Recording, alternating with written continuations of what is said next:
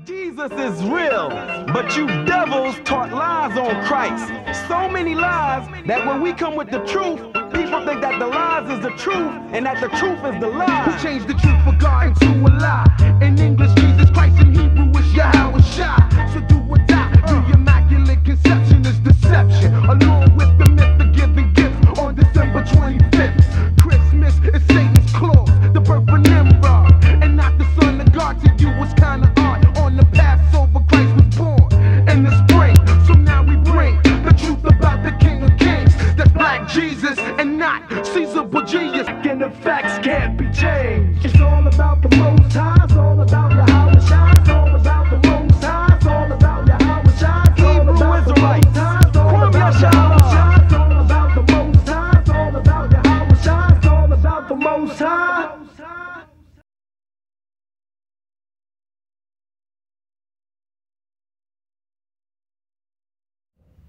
Shalom, Israel. Shalom. All right, thank you for joining us again for another class here at ISBHPK. My name is Zion Allah.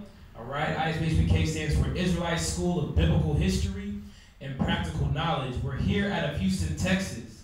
All right, if you want to come to class, our address is 8524 South Bracewood Boulevard, 77071. All right.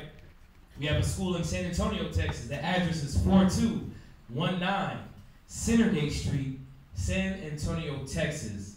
These schools have been around over 25 years. San Antonio's been here in Houston going on over 15 years. All right. This work has been coming out. For announcements, all right, this week's announcements, we have Passover coming up on April the 21st. The location, it's already established. It's going to be at Sterling Banquet Hall, venue number 2. The address is 10112 Hammerly Boulevard, Houston, Texas. All right? Again, it's going to be Sterling Banquet Hall, venue number 2, 10112 Hammerly Boulevard, Houston, Texas. Those that are out of state, listen, join. This is a high holy day, and we have it set up. April 21st is going to be a Sunday. If you're in the area, Dallas, San Antonio, come by. All right, it's a day of definitely feasting. It's going to be a lot of brothers and sisters from around the country that's going to be there, united in brotherly love and unity, love, compassion. It's going to be beautiful. All right, you don't want to miss that. As for Israel will not be making any garments or taking any orders until after Passover. All right? Again, Israel will not be taking any orders until after Passover. Once Passover ends, send them back through. Listen, get your headband up, get your fresh tunics, your new tunics, your fringed shirts, your pants, your Bible covers. The sisters do a beautiful job when it comes to garments. The brothers have an oil business, all right? We have one here in Houston. We have one coming to a location, hopefully near you, in a very soon time, all right? If you have any information or you need anything regarding that, any type of essential oils, we have everything. We have your organic bath bombs. We have your shea butters. Listen, we got your organic deodorants, all right? We do some beautiful custom organic mixes when it comes to men. Your Sauvage, your Bleu de Chanel's, your Bond Number 9, your Crees, your Tom Fords, Oud Wood. Whatever you may think that you like, we can have it. And we definitely step it up to another notch. For the women, your Chanel Entendres, your Versace Bright Crystals, Yellow Diamonds. Whatever you think you may like, we have it, all right? Hit us up, we'll definitely take care of you on that. When it comes for class, we have class Monday, Wednesday, and Friday. Monday and Wednesday is going to be from 7 p.m. until 10 p.m. All right. And then Friday's Sabbath night class is going to be from 6 p.m. until 9 p.m. And then we have the Sabbath morning class that runs from 10 a.m. until whenever questions are over. And then the brothers, head out for street speaking. All right. That usually ends about 3 o'clock, 3 or 4 o'clock. All right. Definitely like, share, and subscribe on that channel. Send it to your family members, you know, your parents, your co-workers that are dealing with stressful times and they need a word. Listen, send it to them, man. That's what we do this for. We have it all on YouTube and it's archived, all right? There's a lot of good classes on there. We're separating the classes and the questions so it makes it a lot user-friendly for those online, all right? We have kids class. Kids class is going to be every Sunday from 2 p.m. until 3 p.m., all right? Again, you can watch that pre-recorded. That's going to be on ISBHPK Kids channel. Like, share, and subscribe with that. Send that to fellow mothers, fellow fathers, so that they can, you know, show that to their children, get them ingrained into the word, have them focused rather than focus on the gremlins out here in the streets, man. Little Uzi Vert, you know, little Zanny, little Xanax kids. You know, get them on the truth, man. Get them on who David was, who Jeremiah, Isaiah, you know, these patriarchs that built Israel, man. All right? Like, share, and subscribe that. We have a cable show. All right? We have a cable show that is every Tuesday at 8:30. You can catch that on Comcast, channel 17. This is going to be every Tuesday at 8:30, or you can stream it live at hmstv.org. The brothers are doing a beautiful job preparing classes for that. We had a show last night. The brother Thahawam, Arya, Lamad, you know, they kept that rolling. All right? Again, that's going to be every Tuesday at 8:30, and you can catch that on Comcast channel 17 or stream it live at hmstv.org. We have another avenue, Blog Talk Radio, by one of the priests, the elder priest, Mashaba, man. Mashaba's doing a beautiful job out there in Albuquerque and San Antonio with, you have, who else is out there in Albuquerque on the Blog Talk? Ibad, or is that Ibad? Not Ibad, it's a couple brothers out there doing good work for the Blog Talk. You can catch them Tuesdays and Thursdays at 9:30 a.m. And as well, on Blog Talk, they have a lot of archived shows on there. So you can look and search blogtalkradio.com/Mashaba. And you spell that M-A-S-H-A-H-B-A, Mashaba. All right? There's a lot of good, like for example, yesterday they had one called Tuesday Tidbits. All right, man, where Mashaba and the brothers just go in. And it's beautiful, man, because it's a lot of information that's coming out. So all you need to do is just sit down, grab your pen and your pad, and go to work, man. Let the Spirit be filled within you. Be rejuvenated, because this world will dehydrate you. Have you out here looking ill? This Blog Talk right here gets you rejuvenated, all right? These brothers are doing a beautiful job. Again, that's blogtalkradio.com/Mashaba every Tuesday and Thursday at 9:30 a.m. Right? If you have any questions or concerns, you can text or call Priest Kazakia. His number is 281-707-2737. Priest Kazakia's number is 281-707-2737. If it's during class, please text only. All right? If you have any questions, you can hit us up online. We have Priest Patazop. His number is going to be 303-557-8979. All right? Priest Patazop's number is 303-557-8979.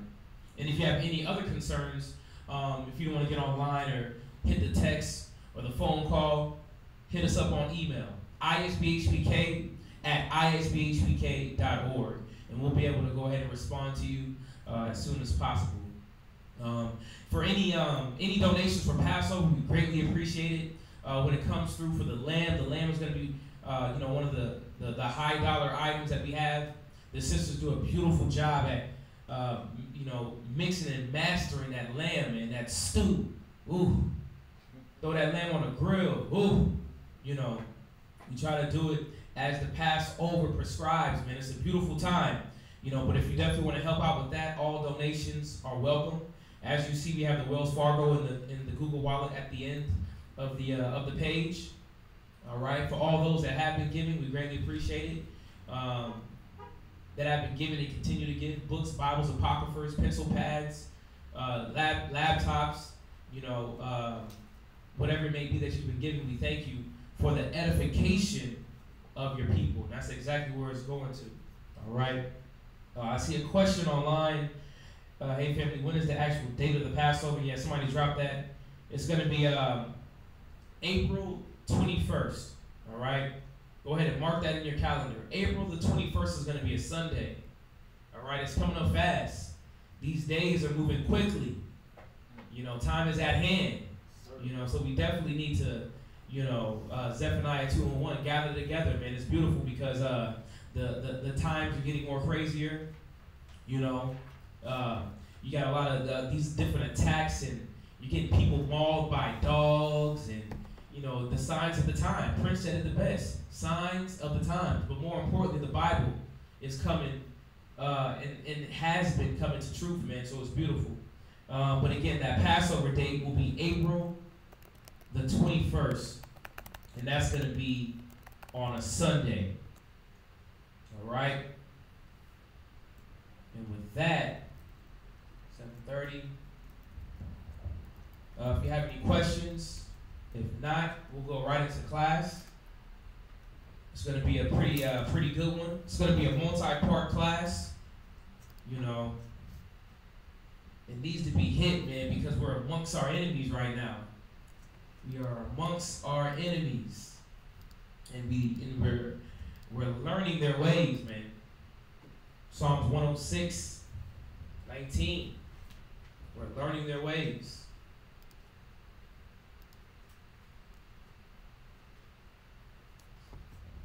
There's a brother, Eddie Naphalis. It says, I have a question. It might be a silly one, but it's okay to burn sage. When it comes to burning the sage, we really don't see sage in the Bible. We hear about frankincense and myrrh. We hear about, the different incense in the temple, not knowing the specific combinations.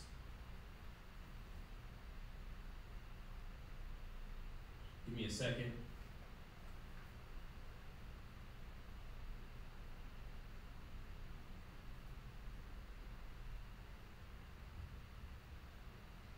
One second.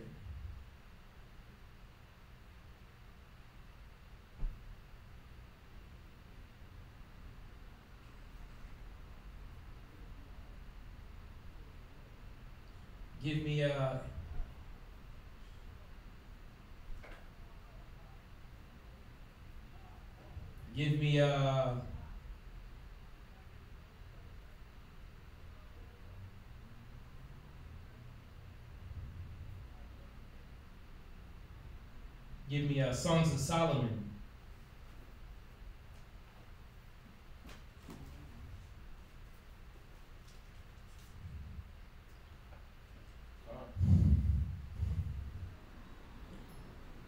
Actually, hold that.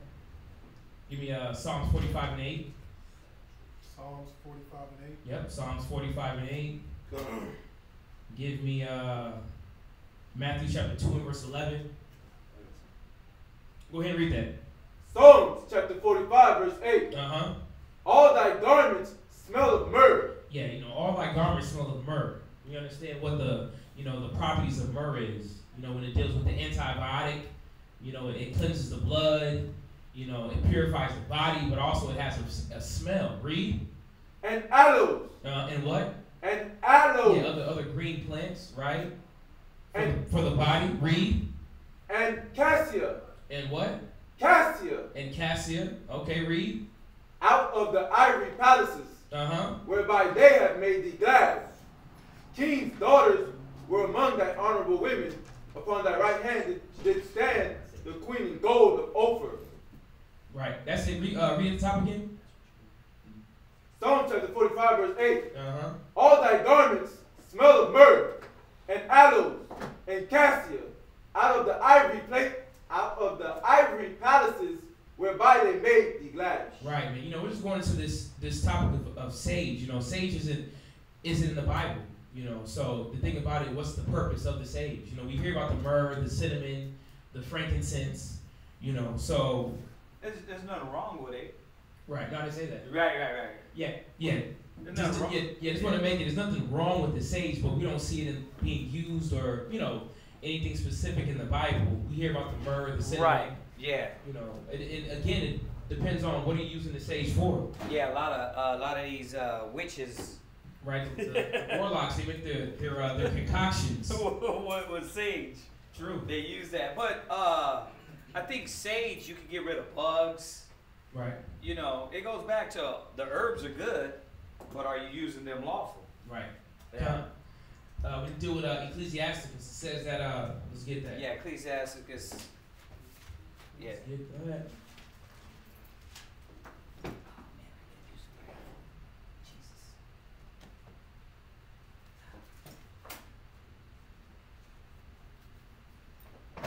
Go to verse 27. Actually, go to verse 26. Right. What This chapter? is Ecclesiastes 39 and verse 26. 39 and 26. Come.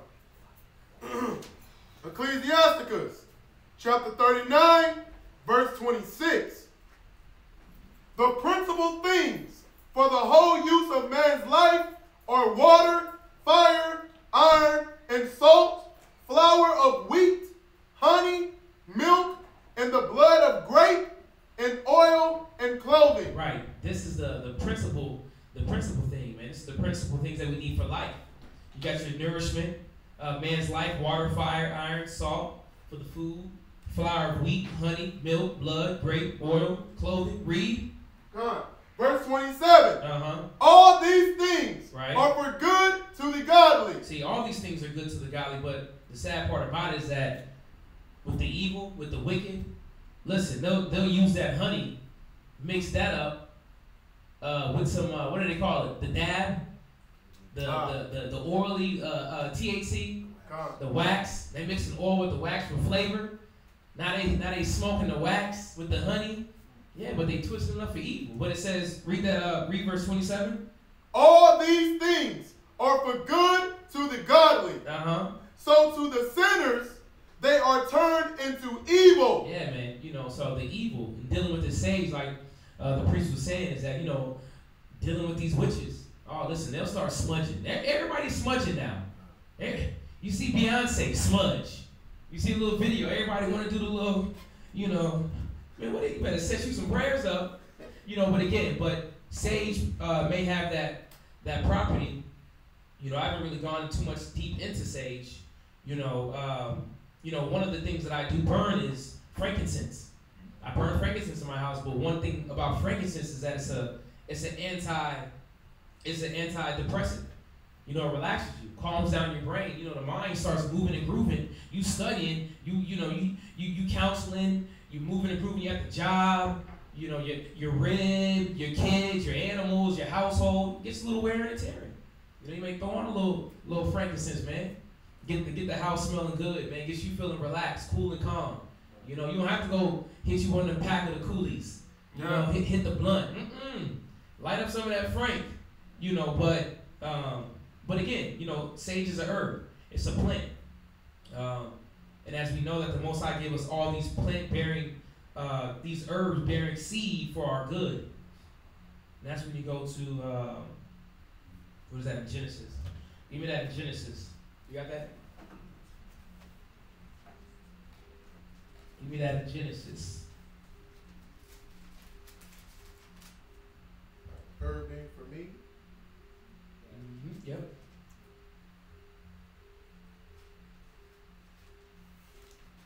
And again, Eddie, yeah, go ahead and get that. Perfect, that's it. Genesis chapter 1, verse 29. Uh-huh. And God said, behold, I have given you every herb bearing seed. Right, even the marijuana leaf. But they don't talk about smoking. So he gave us every what? Herb bearing seed. Right. Which is upon the face of all the earth. Come on. And every tree, in the which is the fruit of a tree yielding seed. Uh-huh. To you it shall be for meat. Right. And to every beast of the earth, and to every fowl of the air, and to everything that creepeth upon the earth, wherein there is life, I have given every green herb for meat. That's it. You know, but it shows that the Most High, He gave us the herb of the ground, man, for our well-being, not for us to use it in a demonic or ill-practiced way, which goes right into the class today, because our people was doing a lot of that, man. They was changing the ordinances, they were changing the customs into devil worship. You know what I'm saying? You out here worshiping other gods, water gods, rain god, you know, fertility gods. It's like, listen, the Most High, the one who brought all the plants, had the whole, the land that you stay on be fertile. It wasn't the rain god of the Canaanites. You know what I mean? It wasn't the fertility god, Baal. It wasn't him. It was the Most High who did that. You know, so just to answer your question again, Eddie, sage is definitely lawful, but it just depends on what are you using it as.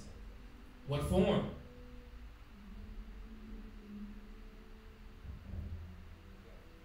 All right.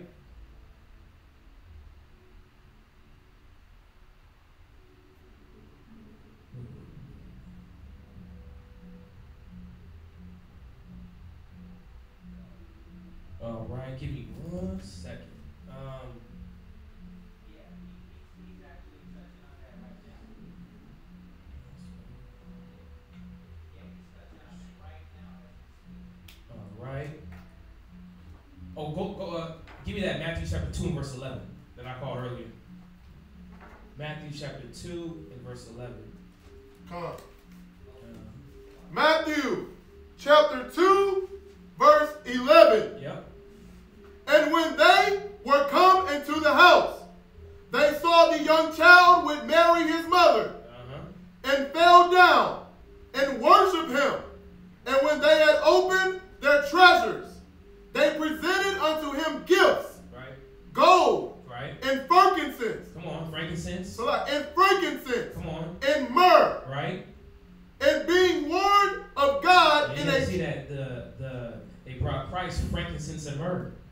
Frankincense and myrrh, you know, it keeps coming up in the scriptures, man. But these were natural oils, rocks that they used in the temples. You know, they gave us gifts as well. Myrrh being antibiotic, frankincense being antidepressant. You know, so we see that showing up in the scriptures. But again, Eddie, you know, just put on, you know, exactly, if that answers your question. There it is then. Did clear that up for you? Yeah. Somebody else was asking on that. About the sage? Yeah, about Dorothy was saying that too, that they, you know, you said it. You already cleared it up. Basically, there's nothing wrong with sage. Sage ain't wicked. It's what you do. You know, sage is not wicked. It's what you're doing with it. Give me that. It's what you're doing, whatever. What? I mean, people might use frankincense and myrrh the wrong way. You know what I mean? Check, Mike. Yeah, they might use the frankincense and myrrh for something wicked. You know, we got to see that Ecclesiastes that he went over that, Ecclesiastes 39. I mean, you brought it out. Go ahead. And got another question. Your blood. It says that I thought the Passover was 1 day and the Feast of Unleavened Bread was 7. Yeah. No, that actually is correct. Passover is 1 day and Feast of Unleavened Bread follows right after that. Yeah. Right. What did they say? Was there something else somebody said or something? Yeah, it says, please no arguments looking for my family. But yeah, that was right.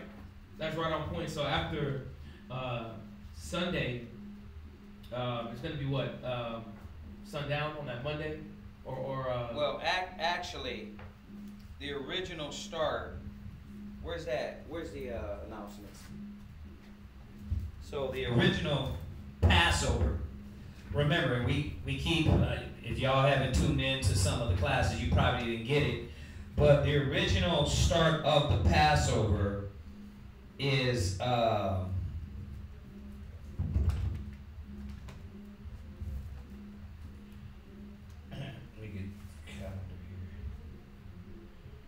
So 4:18.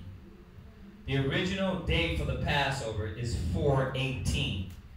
But we're celebrating it on 4:21 because that's when we can get brothers and sisters all together. And I keep repeating that there's nothing wrong with that because the scriptures tell you if you can't celebrate it on that day, take 30 days after, right? So that's why we're going on the 21st. But so that means on the 18th will be the official start. Okay, so that you get your little lamb, partake in that way, and then that night sundown will be the Feast of Unleavened Bread, and then 7 days. So I don't know if you felt you were wrong. You're correct. Passover is 1 day, okay, and then the next 7 days after that would be the Feast of Unleavened Bread. All right. Well, was that it on that? Yeah.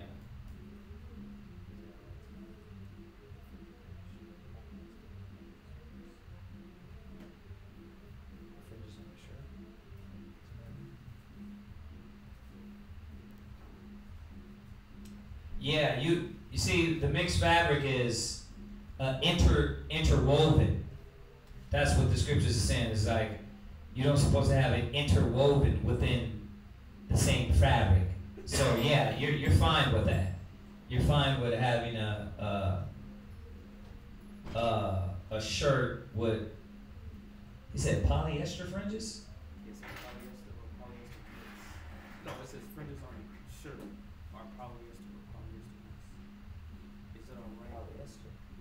Is it alright that fringes on a shirt are Right, polyester. or polyester mix? So Yeah, your fringes can be of another material. See the mixed fabrics was interwoven. You weren't supposed to do that. You weren't supposed to have it interwoven. Okay. I mean, that was the easy one. I mean, unless there was sometimes these questions be so easy for us. We're looking for something deeper. I mean, if there's something deeper that I'm missing, let me know. But yeah, you can wear that. All right. Where else? What other questions y'all got?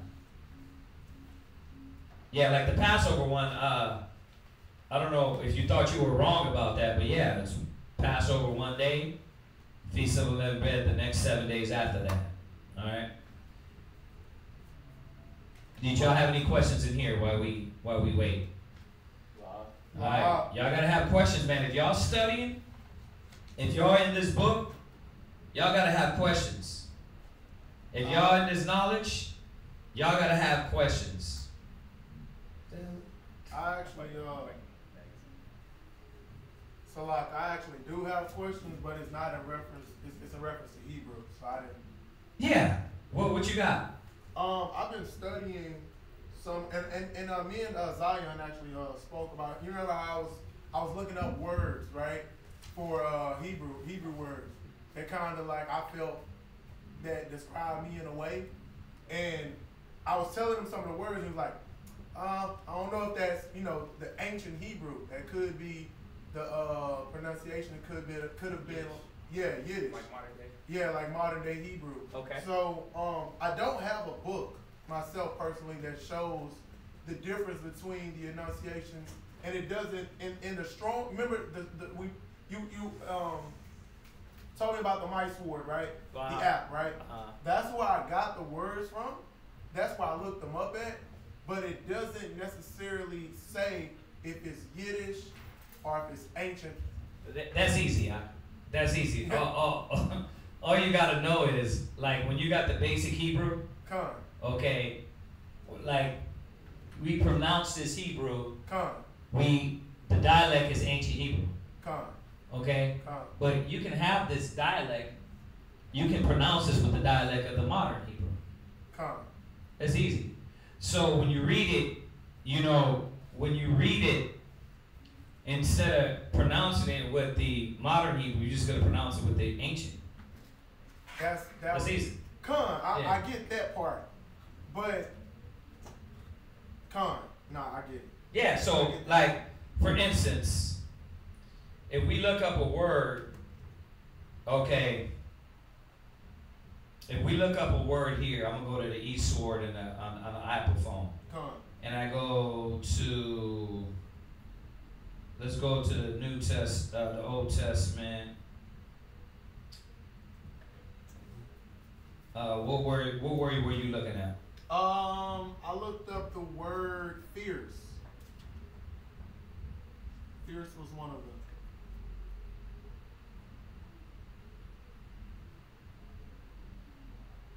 You said fierce. Con.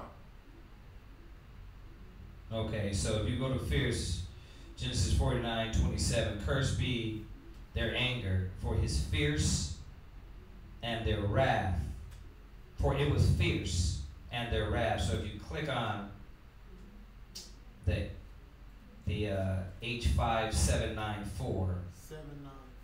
right, it says Aitazah, strong, vehement, harsh, fierce. See, I'm not going to say that like the modern Hebrew. Right. You know, they said, I don't even know the pronunciation. What did they say? Is the pronunciation under phonetic? Is that the pronunciation? Oz? No. The pronunciation is, remember, where we get the ancient pronunciation from is from how we spake back in the day. So that dialect we have in the book. Abagadahawaza. Right. So when I look at the symbols here, right, I'm looking at an I and a tazah. Okay, but it's not written in ancient, it's written in modern. Right. So I'm just pronouncing it with the ancient dialect. That's all you have to do. So okay, I got you. You so instead of pronouncing it with the ancient Hebrew. That's all I'm doing. I got you. What did you look up? I'm looking it up on the Strongs. You looked up fierce. Yeah, I looked it up on now there's two symbols, right? I and tazah. Right? So it'd be I-tazah. I-tazah. Right, which is fierce. And that's you look at like where it says original. That's the symbolism, right? The top one. When you look it up in the Strongs. Hebrew. That's the Hebrew. Yeah, that's the That's the Hebrew. Yeah. I-tazah.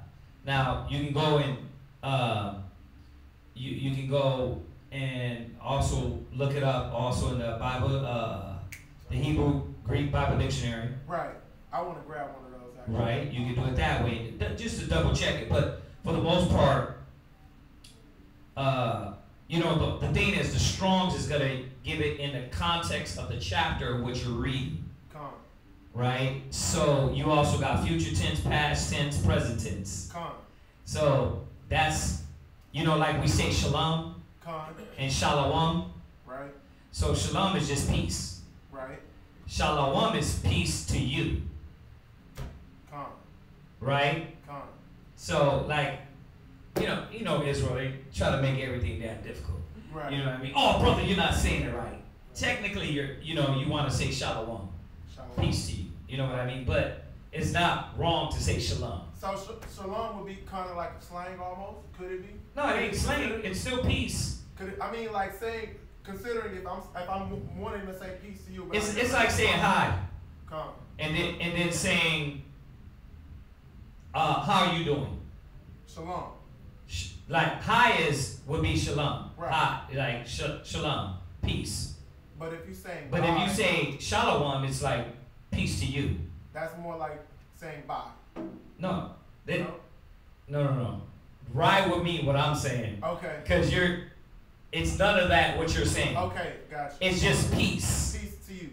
Right, peace to you. Shalom just means peace. Shalom is peace and shalom is peace to you. Right. Now we use it in the context of that, but technically, shalom is peace. Come. Right? Shalom, like peace to you. Come. Right? I got yeah. it. So I'm saying that to say the proper, when you look up these words, you know, what tense are you reading? Because you will see different additives to the Hebrew. Come. So you're like, well, I thought it said here, Aitazah, right? Mm-hmm. Yeah, And then over here it had to add a yah at the end, or it had something at the beginning. at the beginning, right? So you got to know. Oh, okay, that's just saying this is future tense, or this is he was fierce, right? Come. Yeah. Yes, sir. All right, what else we got? Okay. All right. No. All right. Did anybody have any other question? No? Okay. Kind. We're going to dive right into the class. All right. We're definitely going to need some strong, powerful readers. I think it should be. No, you should be good. Yeah, she didn't take it down. Take what down? The class topic. Oh, is it hit? Yeah, well, it's not there. I guess the topic is there. Topic there. It's just on YouTube. Oh, okay. She showed me. Yeah. Go ahead. But yeah, we're gonna go right into the class. You know, this class is going over, you know, definitely Israel's history, man. You know, we touch on a lot of, you know, spirituality, you know, a lot of topics, you know, regarding ourselves. You know, even the history is ourselves, but we need to see exactly what we were doing, man. What we were being influenced by, you know, how the Most High dealt with us, the Most High's mind. You know, remember that this Bible was written for our learning, man. This Bible was written for us to take something from it and do better. You know, give me, first scripture, give me 1 Timothy chapter 3, 2 Timothy chapter 3, verse 16.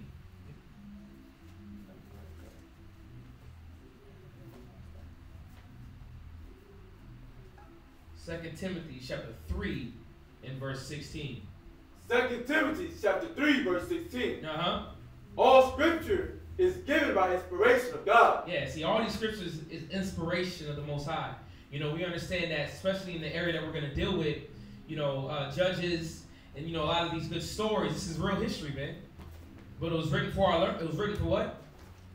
All scripture is given by inspiration of God and is profitable for doctrine. Yeah, profitable for doctrine, to be teached upon, to be used to teach with. Read. For reproof. For what? For reproof. Yeah, reproof just means correcting the error of your way. You know, and a lot of times, you know, there's a lot of sayings. I'm going to keep saying it. It's either you can learn the easy way or the hard way. You can take some of these examples out of the Bible and take hold of them and be like, listen, I don't want to be like that brother there. I don't want to be like Jonah. You know, I don't want to have that Jezebel spirit upon me. You know, because it's written so that we can correct the error of our ways. Understand that we don't want to be like that individual. Read. For correction. For instruction in righteousness. Correction, man. Correction and righteousness. Correct us from our wicked way. We're around the heathens, man. We've been influenced by these disgusting, nasty individuals that don't have no moral compass. They don't care. They have no love. All they care about is themselves. Especially when you deal with Elam, the Arab. These the Arab, man, the West Indians, man. What do? All they do is care about money. You know, they throw pork on you. They don't care about you. But how would we know that, though, man? We see in the Bible that they've been doing that perpetually. Read. That the man of God may be perfect, thoroughly furnished unto all good work. Come on, that's what this Bible's here for. That's what we here for. That's what y'all online listening for, man. So that you can be thoroughly furnished with good works. Knowing what good works is. Knowing what is evil in the eyes of the Most High. Because when we go through these scriptures, Israel obviously didn't get the clue what was evil towards the Most High. Read.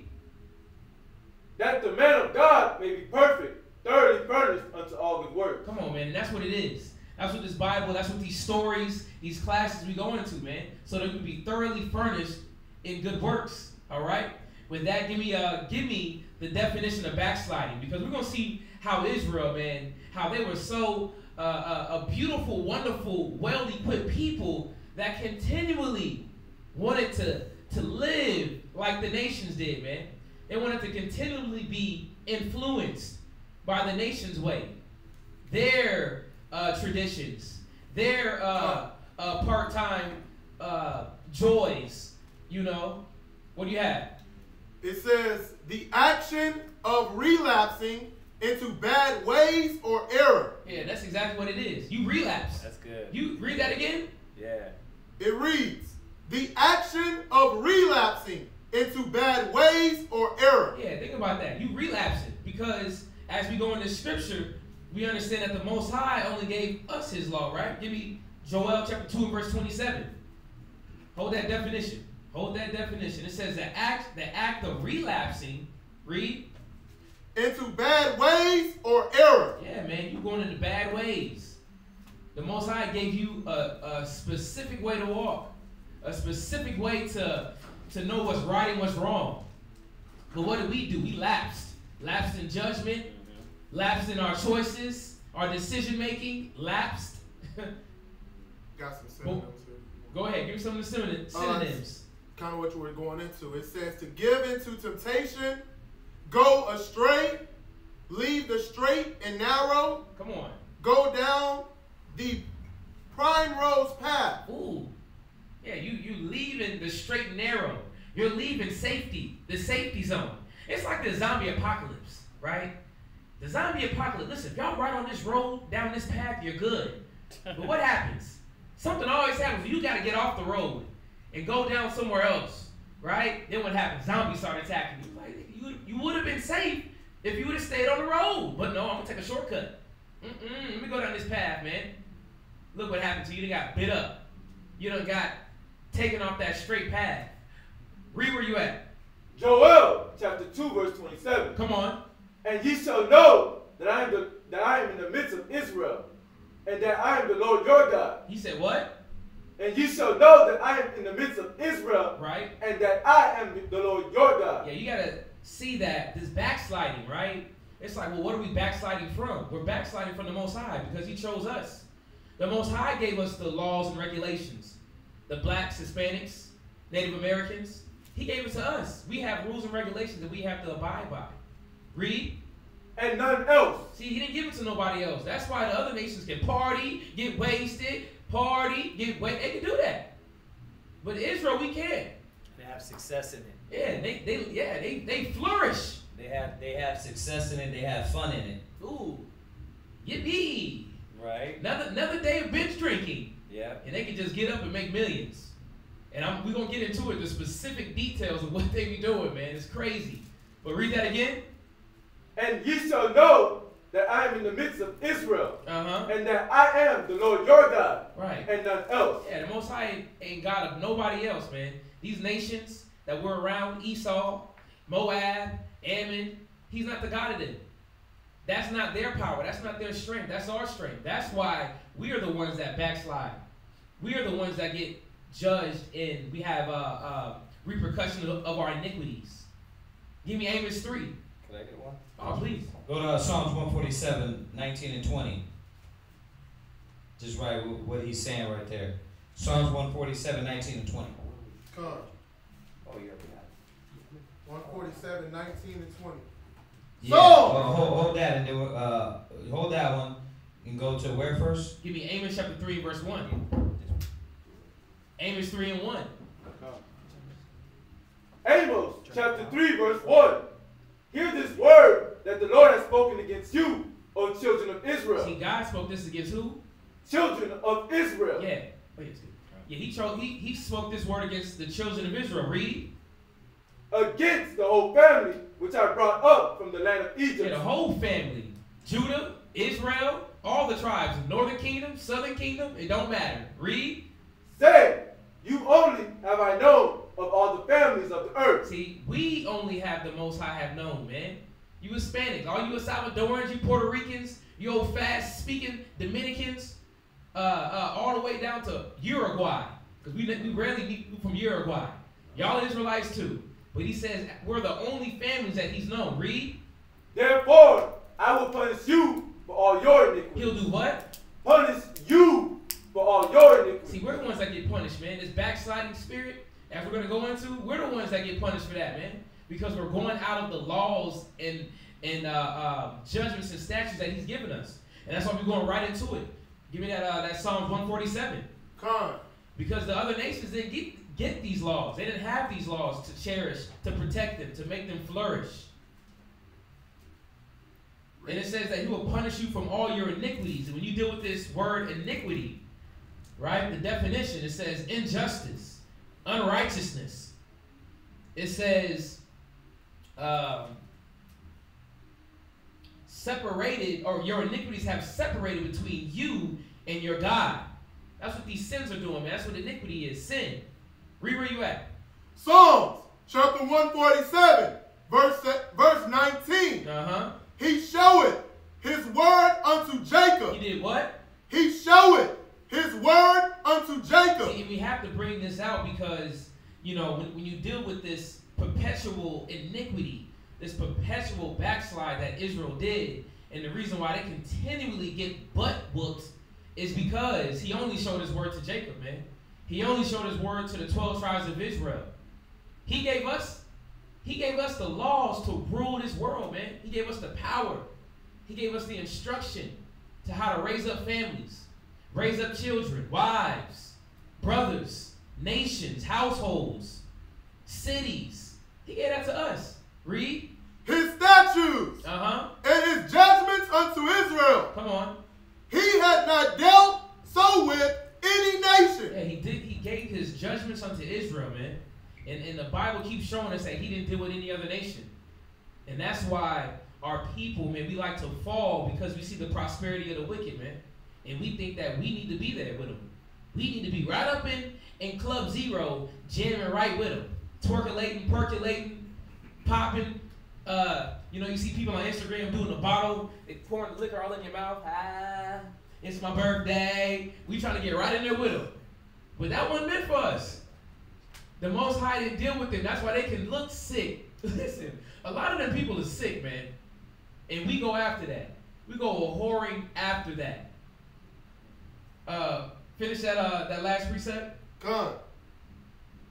And as for his judgments, they have not known them. Praise ye the Lord. Come on, man. They haven't known them. The nations, they don't know that. That's why they're not considered backsliding or committing iniquity. Go ahead. We want to start back at verse 19 because I skipped that last precept. No, you good. Don't worry about it. Come. Right on point. And understand that the Most High showed his word unto Jacob, his statutes unto Israel. Give me Jeremiah chapter 8 and verse 5. Jeremiah chapter 8 and verse 5. And it's a beautiful thing, though, man, when we go over these scriptures. You know, we should take pride. We should take honor in knowing that the Most High has bestowed this glory, this prized possession in our hands, man. Listen, he gave us this book, B-I-B-L-E, Basics Instructions Before Leaving Earth. It's like the book of Eli, the movie, Esau, right? Oh, he wanted that book so bad. Ooh, this book got big. It got all the power. Yeah, he knew it. But the Most High didn't give it to him. That book was not for his spirit. His spirit was his world, man. All the fun, all the lavish living. Yep. But it only lasts for a certain time, though. It only lasts. But the thing that we're going to go into is why Israel loves to run after that, loves to chase after it. Wait till we get into these stories, man. These stories going to sound like us. You were like, dang, that sounds like a modern day me. That sounds like a modern day brother that I know. Yeah. Because ain't nothing new under the sun. They was doing the same thing back there. Y'all thought y'all was watching Netflix now? Listen, they was watching worse things. They had prostitution in wide open. They had prostitutes back then too. Yeah, right there walking the streets, man. Had their attire on, you know. They had their foods that they wanted to eat too. They call it reveling. All their parties, all their marriages. Oh, they was enjoying it, man. Ain't nothing different. But we see why the Most High is showing us that we're not those people, man, because he keeps whooping us. He keeps giving us this this chastisement. Give me Jeremiah 8 and 5. Con. Jeremiah chapter 8, verse 5. Why then is this people of Jerusalem sliding back by a perpetual backsliding? Yeah, that's a question. Read that again. Why then is this people of Jerusalem sliding back by a perpetual backsliding? Yeah, why are these Hispanics, these Mexicans, these blacks, these Native Americans continually to disobey me? Why? Well, I'm going to tell you why. Because they wanted to party, get wasted, party. Y'all just want to do everything. Smoke your doja, go to work, play your games, eat, repeat. That's all we wanted to do, man. We wanted to kick it. We wanted to entertain other gods. We wanted to do Bohemian Grove. Over here doing blood sacrifices. Sacrificing your kids. Oh yeah, literally. Putting it right on the altar. Oh yeah. Hear him screaming in there on the cauldron, man. That was Israel. They loved it. Why? Because the nations loved it. They was like, shit, we right with y'all. Y'all know how it is in high school, junior high. You see the crew, the what do you call it, big baller shot collar crew. You want to be right up in there with them. You know, probably had your weed in your pocket. Yeah, hey, you want to roll back to school? No, damn well you don't smoke. But you had you some weed. You trying to get right in the in crowd. Had your homegirls. You don't normally go to the club and twerk, but you was like, listen, I'm twerking with them tonight. We all gonna twerk together. Yeah. Because Israel wanted to get right up in there, man. That's why it's the question. Does Israel, why then is this people of Jerusalem sliding back by a perpetual backsliding? Read. Come on. They hold fast deceit. They do what? They hold fast deceit. Yeah, we held fast deceit and still do today. We don't hold righteousness. We hold, man, iniquity, man. We hold what makes harmony between the Most High cut off. The Most High ain't blessing us. He blessing us with a butt whooping. That's what he giving us. That is a blessing. At least he chastised you. Chastise those that he loves. Read. They refuse to return. Yeah, we refuse to return, man, because why? We were so indulged. We were so indulged with what was going on. Give me Judges 2 and 7. We're going to get right into it. We're going to get right into the nitty gritty. Get into the story, man. We done came out of Egypt. You know, Moses done passed away. You know, now we got new leaders on deck. Where you at? Judges chapter 2 verse 7. Come on. And the people served the Lord all the days of Joshua. They did what? Served the Lord all the days of Joshua. Yeah, see, the people served all the days of the Lord. He served the Lord all the days of Joshua. Why? Joshua was a righteous man. He was moving in the spirit. A leader. But think about it, man. Think about all the 40 years. Think about the 40 years that they was just murmuring, going through the wilderness with Moses. You know, got into the promised land. Now they with Joshua. And even when you deal with Joshua, man, this man went through a lot of battles. They went through a lot of battles to get in Canaan, man. If you really want to count, it's 36. Oh, yeah. Hamitic fights. Keep reading. And all the days of the elders that outlived Joshua. Come on. Who had seen all the great works of the Lord that he did for Israel. See, and that's what it is, man. A lot of these people saw the great works of the Most High. Yeah. And that's what was that reminder. A lot of us, man, we be real forgetful. Give me that scripture. In Hebrews, the forgetful listener, hearer. Forgetful hearer. Yeah, we're forgetful here, man. But the Most High showed here. Read that again. Keep reading. Who had seen all the great works of the Lord that he did for Israel. Yeah, see, they saw the great works, man.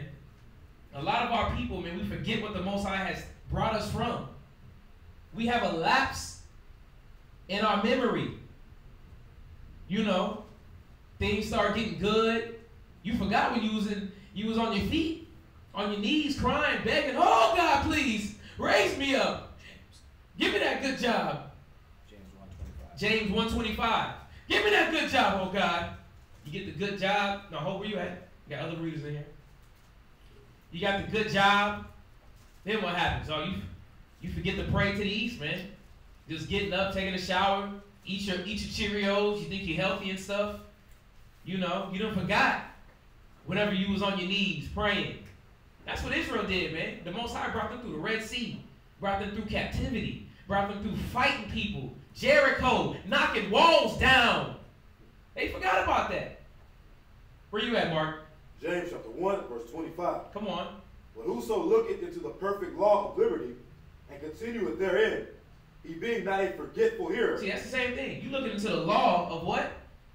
The law of liberty. Yeah, that is the law of liberty. This Bible, man, is liberty. It liberates you from your wickedness. It liberates you from captivity and chains that this world had on your mentality, on your brain. The captivity of the nations, man, with their wickedness and their seductiveness, man. Read. And continueth therein, he being not a forgetful hearer. Yeah, you don't want to be a forgetful hearer. You don't want to be a forgetful individual that forgot what the Most High did for them. That shouldn't be you. But as we read in the Bible, Israel loved to forget. Niggas had amnesia, dementia. It's like you pick and choose what you want to remember. Yeah. Keep reading. Yeah, we talk about that a lot of times about the anchors, like what anchors you for you not to keep going back to the old man, right? And going to the Most High and doing like the Christians, you know, oh Lord, I sinned, I'm sorry, forgive me. And then you go right back and stumble back at it again.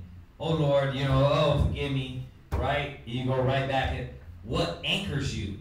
Because if you're not anchored, then you're flowing with the wind. You're being that forgetful hearer. Right. Mm-hmm.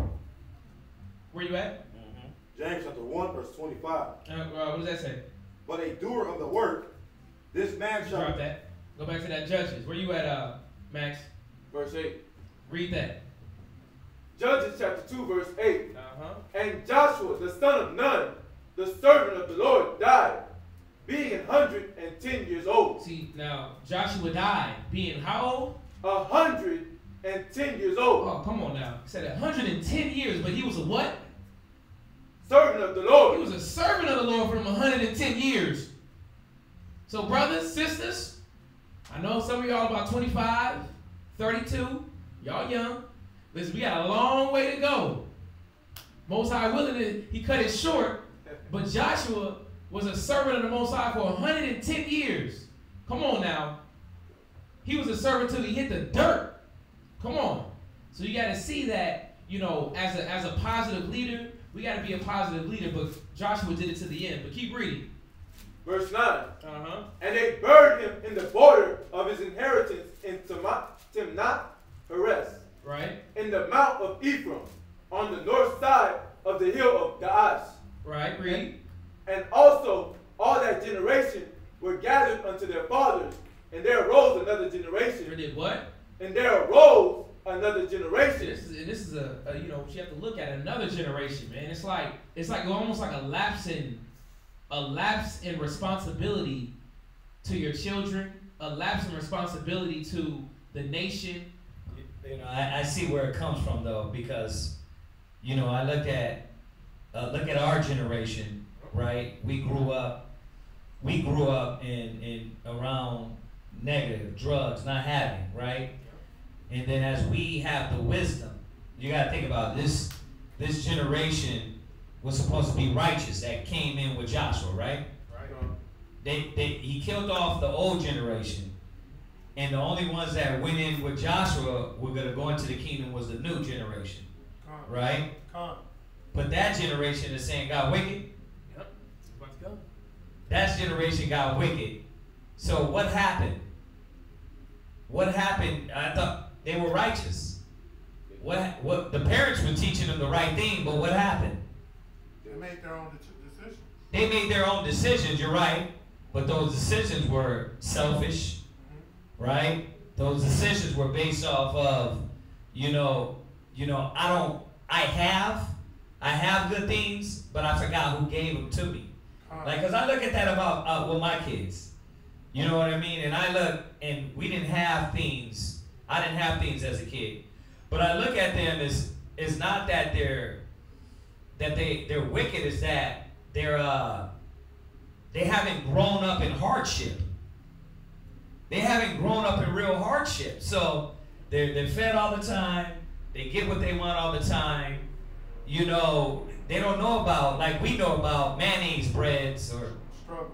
right. They don't know about the struggle. You know, they thinking they talking about we don't got no food, and they got like 7 different options. Right. They don't got no food means I don't want to go in there and cook. You see what I mean? When we didn't have food, We literally didn't we have literally was like, it didn't have no food. You had the ring of bologna. That was, he's like, what bologna? I said, the ring. Right. Right. But you can see, I can see this, and I know I'm foreshadowing it before we go into it, but you can see where if the children were supposed to be righteous, how they just veered, because they didn't look at the parents and say, wait a minute, look at what our parents taught us, showed us, right?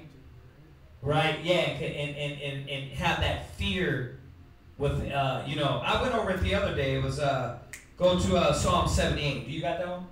Go to Psalm 78. And then we're going to jump right back. Because this is going to, man, our kids got to really understand not to take for granted what the Most High is doing and how the Most High surrounds you, protects you, or the next generation, we might be right, but the kids might come back and say, you know what, and forsake the Most High. That's why as he goes into it, you're going to see this constantly happen. It's Psalm 78 and, yeah, Psalm 78, no, hold on. Psalm 8, verse 6. Psalms chapter 78, verse 6. That the generation to come might know them. Right, you know what? Yeah, start from verse 5. Because that goes right where he was going over Psalms 147, 19, 20, and all the other ones. Go ahead. Psalms chapter 78, verse 5. Go ahead. For he established a testimony in Jacob. Yeah. And appointed a law in Israel. Right, so just like we were touching on earlier, the Most High gave us the laws, statutes, and commandments. Right?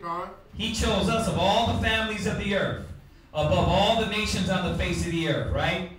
Right, Deuteronomy 14:2, Deuteronomy 7 and 6, Psalm 47, 19 and 20, 2nd Esdras, right? He created the world for our sakes, right? Go ahead. Which he commanded our fathers, right? That they should make them known to their children. So, now, like I said, I know I'm foreshadowing, but let's think about it. Why would this generation go wicked? Because they were teaching their kids. Like, we're teaching our kids now. But you can see I can look at my kids and see a little glitch here and there of, you know, in the scriptures say foolishness is bound in the heart of a child. You know, I don't know their path, but if they continue with selfishness, they're going to forsake the Most High. If they continue not thinking and meditating on the Most High and understanding how we receive every blessing we receive, they're going to forsake the Most High. So this is important that they know, because their generation, their kids are going to be wicked. You know, so it doesn't stop with us because we're righteous and we're teaching our kids the laws. A lot of parents think we're going to choose their path. We're not. Yeah, train up a child in the way he shall go, right? But nowadays, you train up a child, America comes back and tells you, yeah, your parents were overbearing. Your parents were too much. So when you turn 18, you go be free and love America and love what we gave you. We gave you options. Your parents, they're lame. You know what I mean? So read on. Verse 6. That the generation to come might know them. Right, that the generation to come might know them. We're supposed to teach it for our kids. Go ahead. Even the children which should be born. You see that? They were supposed to know this. You know, and you're going to try. You're going to raise your kids with the laws. You're going to give them the commandments. Like I was messing around with my daughter today, you know, because she eats a lot of popcorn. I said, you seen that rat? that rat that grew that cancer eating that popcorn all the time, right? You know, yeah, I seen it. I'm like, all right. So when you come talking about my stomach hurt, my side hurt, I'm like, because I'm reminding her, either you're going to take the wisdom or you're going to be stubborn and rebellious. I'm not going to stop her from eating it. You know what I mean? Because she don't eat a lot of it. But at the same time, I want her to understand the wisdom and what is being said. You know, and a lot of times people don't understand until when? It's too late. They're sick, their body, the harm, the mind, right? So our children were supposed to learn these things so their children can teach their children, and there was some fear that was going on through our generations. But as you see, it hasn't happened, right? Come. Read on. Who should arise and declare them to their children. Read. That they might set their hope in God. Read. And not forget the works of God. You see that?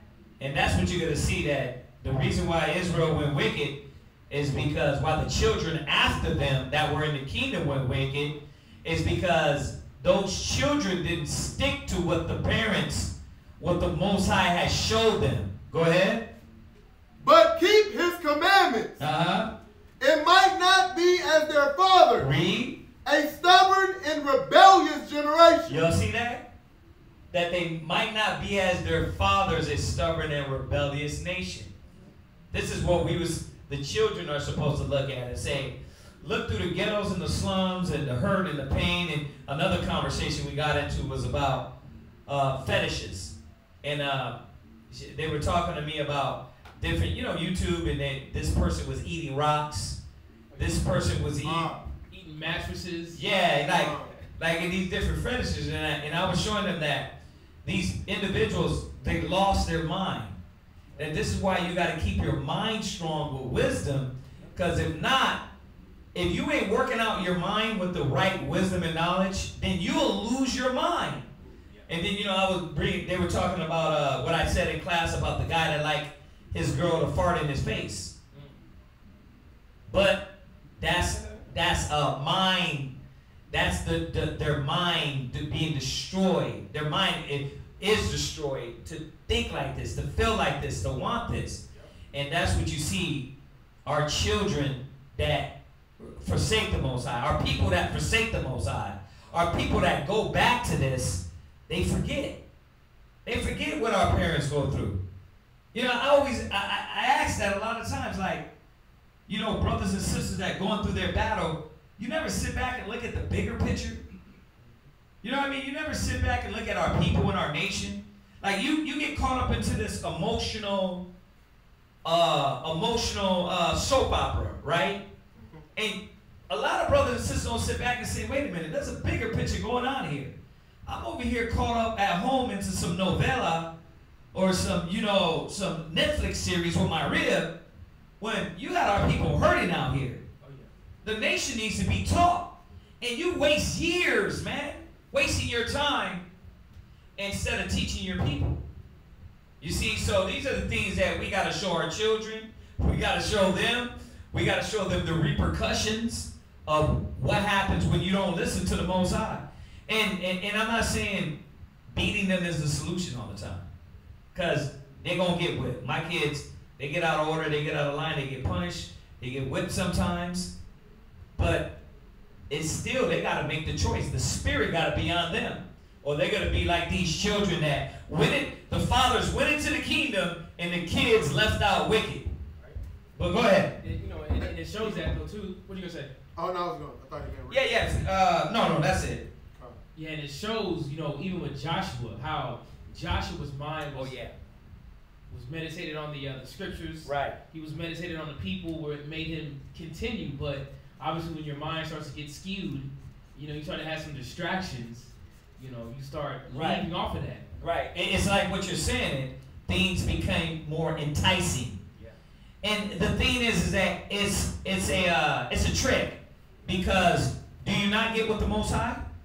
Does the Most High not bless you? Does the Most High not give to you? Does the Most High not increase you? So what is it so enticing that the nations have or had? Like, what is it so big that the nations got? You know what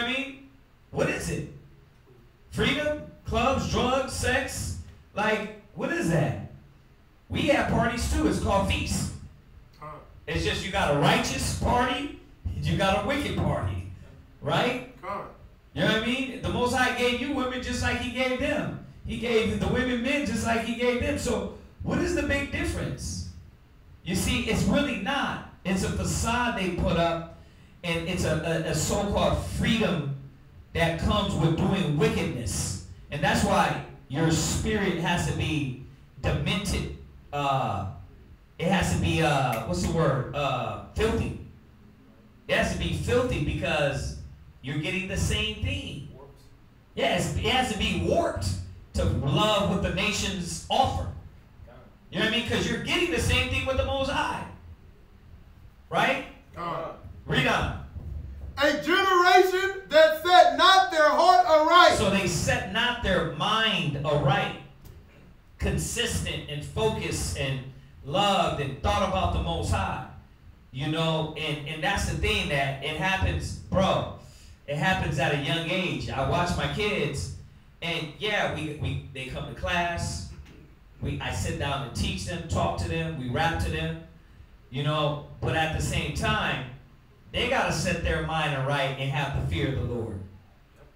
They gotta have the fear of the Lord in them.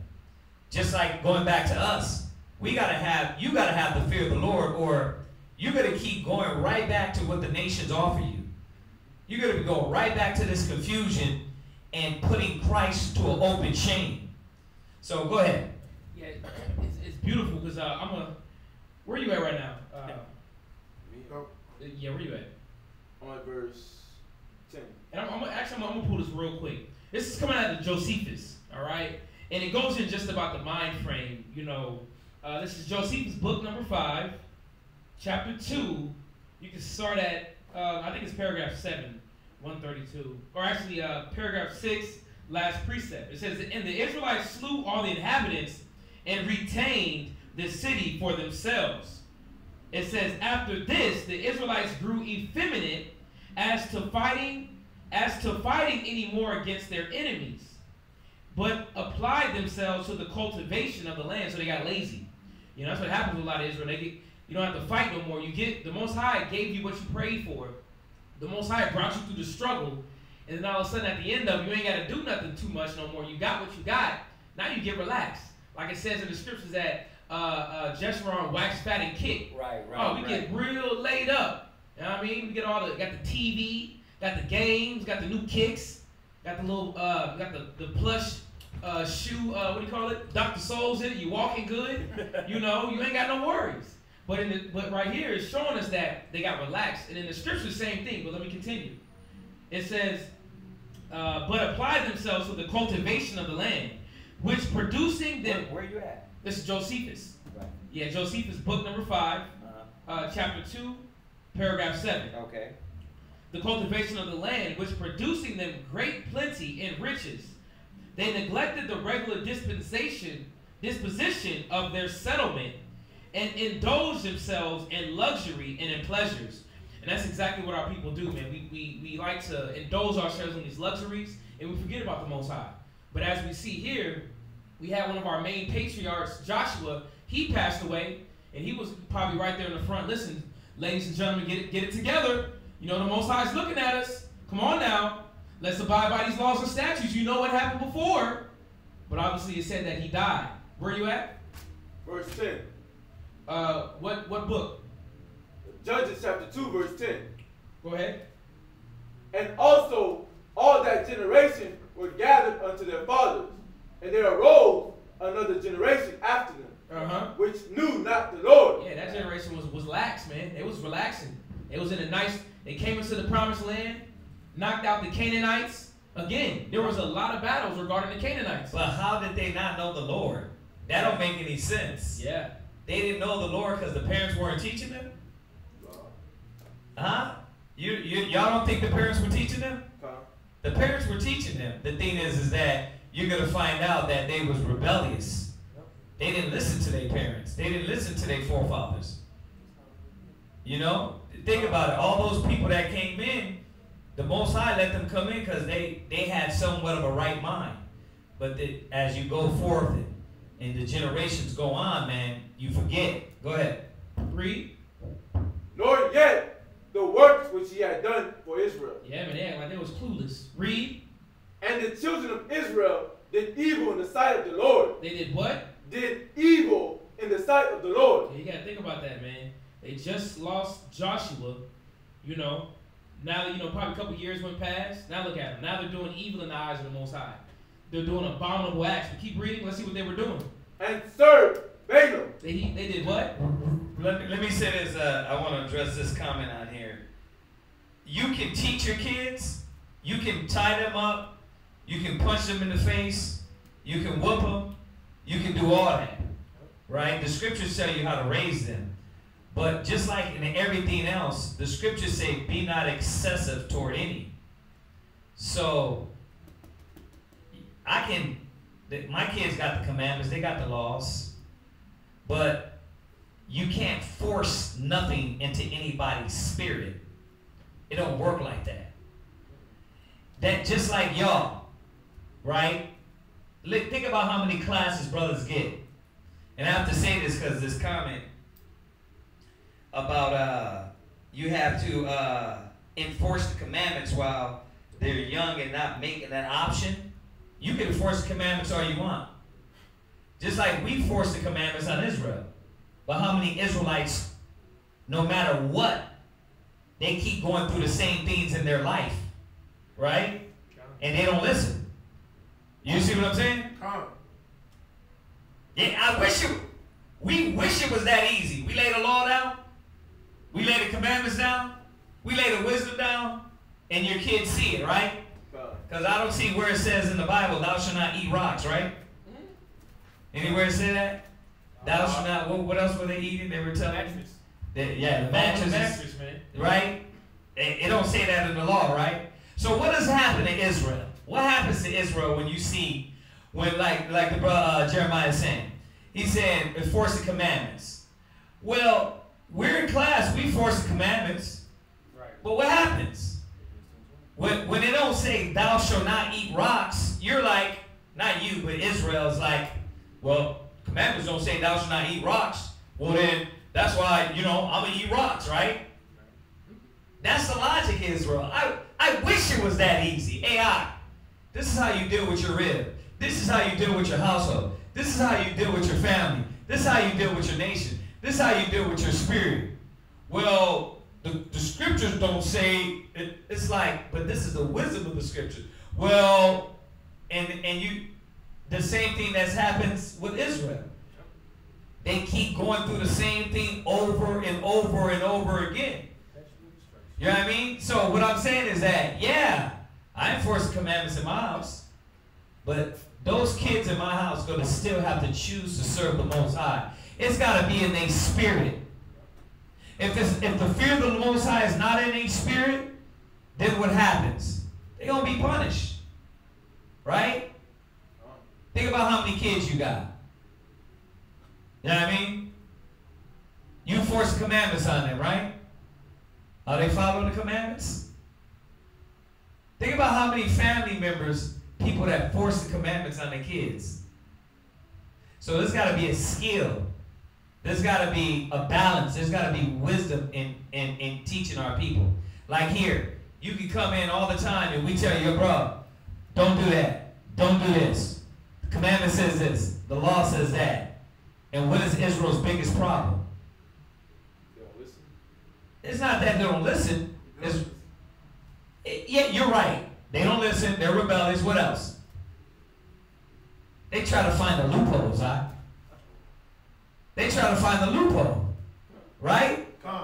You know, like when we have a conversation, well, all women are wicked, huh? Right, but the scriptures say, see, we go back and forth, right? But the scriptures say a wicked woman is given to a wicked man. Yeah, but, you know, right. So how many times we go back and forth? I got to go back and forth with his logic. Because sometimes brothers make provisions for the flesh to keep doing the stupid deeds over and over again.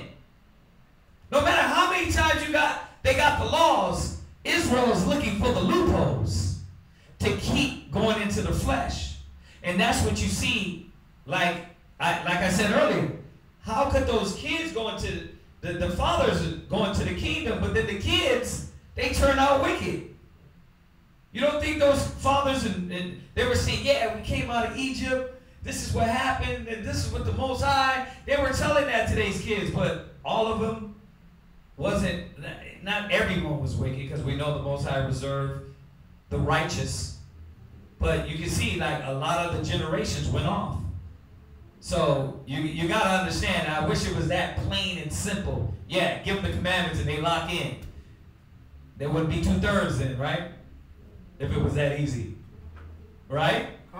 It ain't that easy. It got to be in their spirit. Go ahead. Read verse 11. And the children of Israel did evil in the sight of the Lord. Right? Wait. Hold on. Flight major said, he said, don't defile your temple. Eating rocks defiles your temple.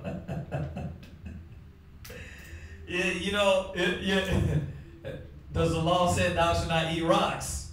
See, I'm playing that devil's advocate because that's how Israelites are. We know that because we're in the body. You know how many excuses brothers give to make provisions? Like, well, where's the scripture that says thou shalt not eat rocks, Ak? It's like, Ak, that's common sense. If this rocks is gonna hurt you. Well, no, it's actually nutrients, Ak. I mean, we get it all the time. We get the most retarded excuses, and it's right before their eyes. It can be destroying their teeth. It can be messing their body up. But when they want to do it, they do it. And that's the point of this. The backsliding comes from, it could be them pulling down their house. It could be the Most High showing them that you keep getting a wicked woman. You keep getting a wicked man. They're just like, well, you know, I'm just going to keep doing me. I understand what you're saying, but get what I'm saying. Get what I'm saying, because I know what you're saying. Flight major, I think that's what it is. I understand what you're saying, but it ain't that easy. It ain't that easy with stubborn, stiff-necked, rebellious, hard-headed people. You know, they're going to make excuses why they eat rocks, and it doesn't say she can't fart on my face. Where's that in the law? People got demons on them. And they'll sit here and what? Make excuses to keep doing things in the flesh. Like, you got to find it. The scriptures say, prove all things. Hold fast to that which is good. Show me out of the Bible where she can't fart in my face. And you be going through scriptures like, listen, the Most High said, don't touch no unclean thing, right? You know, the scriptures say, if any man defile his temple. You be going through the scriptures. But because it don't say verbatim, she can't fart in your face and you like it, it's like, I'm going to keep doing me, you do you walk. That's how wicked niggas are. They're not looking through the wisdom of the knowledge of the scriptures and saying, wait a minute, the Most High is showing me through my actions, right? Every time she farts in my face, I want to throw up, but I like it. I know it's a ridiculous, listen, it's online. We put it on one of our videos, and that's what the topic's about. So I'm going in on this point to show the logic on how Israelites think, how our people make excuses. I know it's funny, but it's so real, y'all don't understand that it might not be the farting in the face thing, but it be brothers that keep making excuses to do wickedness and destroy and break down and do things in the flesh and just say, well, it doesn't say that, so I'm going to keep doing me. You know what I mean? It's real. Yeah. I know what you're saying because when I was in 8th grade, I used to take my Bible to school. Uh-huh. And I used to like share whatever I knew with people, and it would hurt me to know that people wouldn't agree with what the words say. Mm-hmm. But then again, like later on through life, I learned this is verse that I've heard before. I don't know if you know it, about how God gives you the right to choose which way you want to go in life. Mm-hmm. If you want to accept the things that He's telling you to do, Right. or not. And then I just started to be like, okay, you know, I wouldn't take it too hard to know Right, what they're saying. Yeah. Right, yeah, but see, and it wasn't to choose. It says choose life. You know, choose ye this day life or death. Yeah. Right? It says follow the commandments. So, yeah, you're right, but we were supposed to choose the laws and commandments. So in situations like this that you got the wicked, you got stubborn and rebellious Israelites that are going to constantly make provisions of the flesh no matter what. And that's the point of his class. Go ahead, Go ahead. Read where you at. Judges chapter 2, verse 12. Start at verse 11. Come. And the children of Israel did evil in the sight of the Lord. Right. And served Balaam. Yeah, you got to see they start serving other gods. Balaam. You know, Balaam's another that's another class, man. Just regarding on these demons that these other nations were worshiping. But when you deal with Balaam and Astarte and Ashtaroth, they're like fertility gods, man. But there were multiple gods, though. Gods of the water, gods of the river, gods of rain, gods of everything, man. You know, so Israel started worshiping these gods of these other nations. But while doing that, what happens, though, man? When you start getting from underneath the umbrella of the Most High, what happens? You start being able to start doing anything, man. Now you're over here, and we're going to get into it, some of the Canaanite traditions. You're willing to do that. You feel free to do that. You know, it talks about not eating blood. Now you're over here just eating raw meat. Whatever you might be doing, man. But once you start worshiping other gods, listen, the Most High's law is invalid to you. Literally. Keep on reading. Verse 12. Uh-huh. And they forsook the Lord God. They did what? Forsook the Lord God of their fathers. See, that's exactly what happens when you start worshiping other gods, worshiping other idols, idolatry. When you start getting out of the spirit of the Most High and start wilding, you know, let's go present day. You know, we got brothers and sisters, especially you Hispanics, man. A lot of y'all want to be gangbangers. Y'all banging for a block, you big dummy. A block is your idol? The U.S., America gangbangs on the whole world. And y'all talking about a block, a corner, for some crack rock. You must be out your mind. You were forsaking the Most High for that? But I think I had a dude in the mall the other day, had a black rag. I done sold to him a couple times. He was in here hot. I'm like, bro, what's up with you? Got your girl with you? What's going on? Man, I come up here to fight somebody. I was like, he came in the mall to fight somebody? About what? He was talking down on my block. Your block? Hold on, wait a minute. You just married this girl. Now you talking about you about to beat up a dude in the mall because he talked about your block. So you mean to tell me that's what your God is now? Your block? I was like, bro, don't worry about the block because the block don't worry about you. That's crazy, but that's the mentality of our people, man. When they don't have the Most High in their mind, the laws and statutes, brotherly love, let's grow together, they're worried about blocks, man. They're worried about who's talking down on a piece of concrete. That nigga you didn't even make. Your parents didn't make it. That's crazy, but the same thing here with Israel, man. And Esau runs it. Come on. Esau runs the block because they say it's they block, but if that little 5'4" white woman come on the block talking about get against the wall, right, nigga, they run. So, you know, it's these things where we put more trust in that the mentality that the nations put in us. Oh yeah. That's a Gentile mind state. You know what I mean? Yeah, I'll take some. That's a Gentile mind state. You asking me that? Come on. Okay, yeah, go ahead. Read verse 12. And they forsook the Lord God of their fathers, which brought them out of the land of Egypt, right? And followed other gods. They did what? Followed other gods. Yeah, that's how we start backsliding. We following other guys, man. You got to check yourself though too. What gods do we have in our lives that we give more reverence, we give more attention, we give more study to? Where do we give our mind to, man? Read. Of the gods of the people that were round about them. Yeah, see, the gods of the people, man. Read.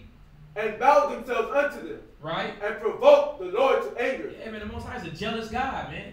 He didn't want Israel to be out here bowing down to other little frivolous fake gods, as we'll find out with Elijah. Elijah had to let these cats know that your little weak God ain't got nothing on the Most High. Go ahead and rumble up your little rocks, cut up your little meat. Let's see what happened, man. But why? The Most High is a jealous God. Read. And they forsook the Lord and served Baal and Asherah. Yeah, I mean, you over here serving women, men, rather than the Most High. Give me Psalm chapter 106 and verse 35. 106 and verse 35. Because this is what was happening with Israel, man.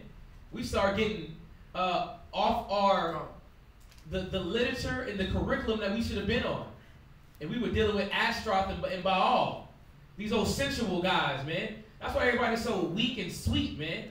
Everybody dealing with their senses. You got women walking around with their nipples out. We had a chick in the mall that tried to flash us. I'm like, stop. Like, you got your titties out. Stop it. Cover them up. But everybody's sensual, man. Because they worship Baal and Ashtaroth. That's all they know. They know the stripper pole. Yeah. I'm in love with it. Everybody want to be a stripper. Everybody want to be a thought. Everybody want to be a prostitute, especially you women. Bro, we got little girls in the mall. Oh, we don't talk for free. Well, how much it cost to talk then? A rack. You don't even got $200 in your debit account. $1,000 to talk to you? Please. What we gonna talk about? You can't hold a conversation. You selling yourself like that? Yeah, it goes, you know, what we did for the nations and to these gods was sacrifice our children. Man. And that's what they do. We were walking in the mall the other day, and there was a mother. No, it was actually at the movies. It was a mother. She was a bag of meat in a dress. Ooh. I mean, not in a dress, in a cut-off tank top, right, and some pants. And when I say a bag of meat, meaning she looked like a bag of sack of potatoes in the. It's like one of those fruit cups. But she swore she was on 10. And you see her, my rib looks at her like, she's like, man, Israel. And then guess what? Her kids, man, young kids, just looking like they grown, yeah, just body everywhere. Yep. And it's like 15, and the other one was at least 12. Yeah. You know, they give their kids over to these other gods. We give our kids over to that thought process and the way they think, and yep, you know. And that's what I'm saying about my kids. It's like, I always remind my kids, I'm like, listen, you're going to be like that, the Most High going to destroy you. You know, you can't play with them. You got to let them know, but at the same time, I already can see that they know they have a choice. You see that? But what is that choice going to do? Because your life is good right now because your parents are following the commandments. Yep. Right? So what life are you going to choose outside of this? Yeah, man, you could be a Tatiana. You could be a Tatiana, or you could be an Esther. What you want to be, man? But that's what these nations did to us, man. They polluted our minds, man. Polluted our children. Israel loved the nations too, and we love them now. That's why we out there thinking we living it up. Nigga, you about to be burnt up, man. You don't hear it? You getting gasoline poured on you as we speak. Yep. Every time you go out there in them streets and try to, let me give me a Tatiana. Baby blue face. A little weak dance they do. Can't believe that, man. Read where you at. Psalms, chapter 106, verse 35. Read. But we're mingled among the heathen. Right. And learned their works. And that's exactly what happened, man. We learned the heathens' work. We learned their works. The heathens allowed their little kids to do what they want to. We allowed our kids to do what they want to. You know, Esau don't give a damn where the kids at nighttime. Shit, whatever. Better make it in. Better make it in. It's a doggy-dog world. Like, what kind of thought process is that, man, for your kids? It's a doggy-dog world. You better try to make it in. Do the best you can be. Please. Come on, man. But we learned that from the nations. We don't have, listen, the nations don't care about us. Right. They don't have no love. Listen, they don't even have no love for their own nation, man. That's why America's going down in hellfire. They being pulled down and destroyed, man. They're imploding. Because why? They don't even care about their people, man. No, they're, you know, and that's why when you go to Deuteronomy, it said our eye was going to be evil toward our brother. Yeah. You know, how is your eye evil toward your brother? Okay, so let me give you the logic. All Israel is wicked. Okay, if all Israel are wicked, what the hell are we going out there for? Well, we're going out there for the righteous. Which one's righteous, which one's wicked? Oh, they all holes and they all nothing. But we're going out there to teach them, right? To wake up the righteous, right? So you got to watch, because you'll be like, well, everybody's wicked. Then you get with a woman, they're all disgusting and defiled and wicked. You know what I mean? It's like, okay, so who's the righteous then?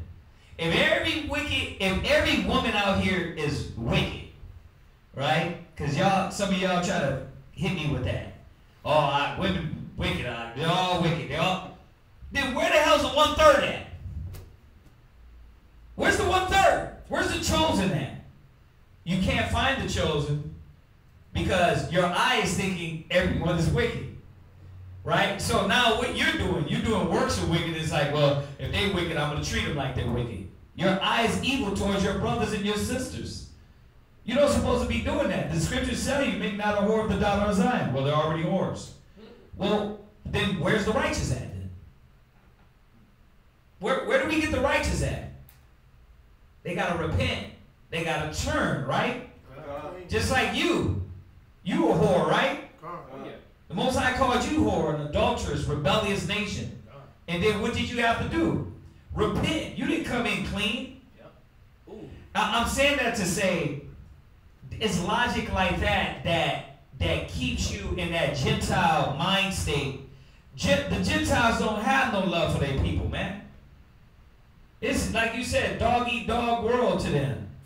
They don't care. And then we locked into the Gentiles.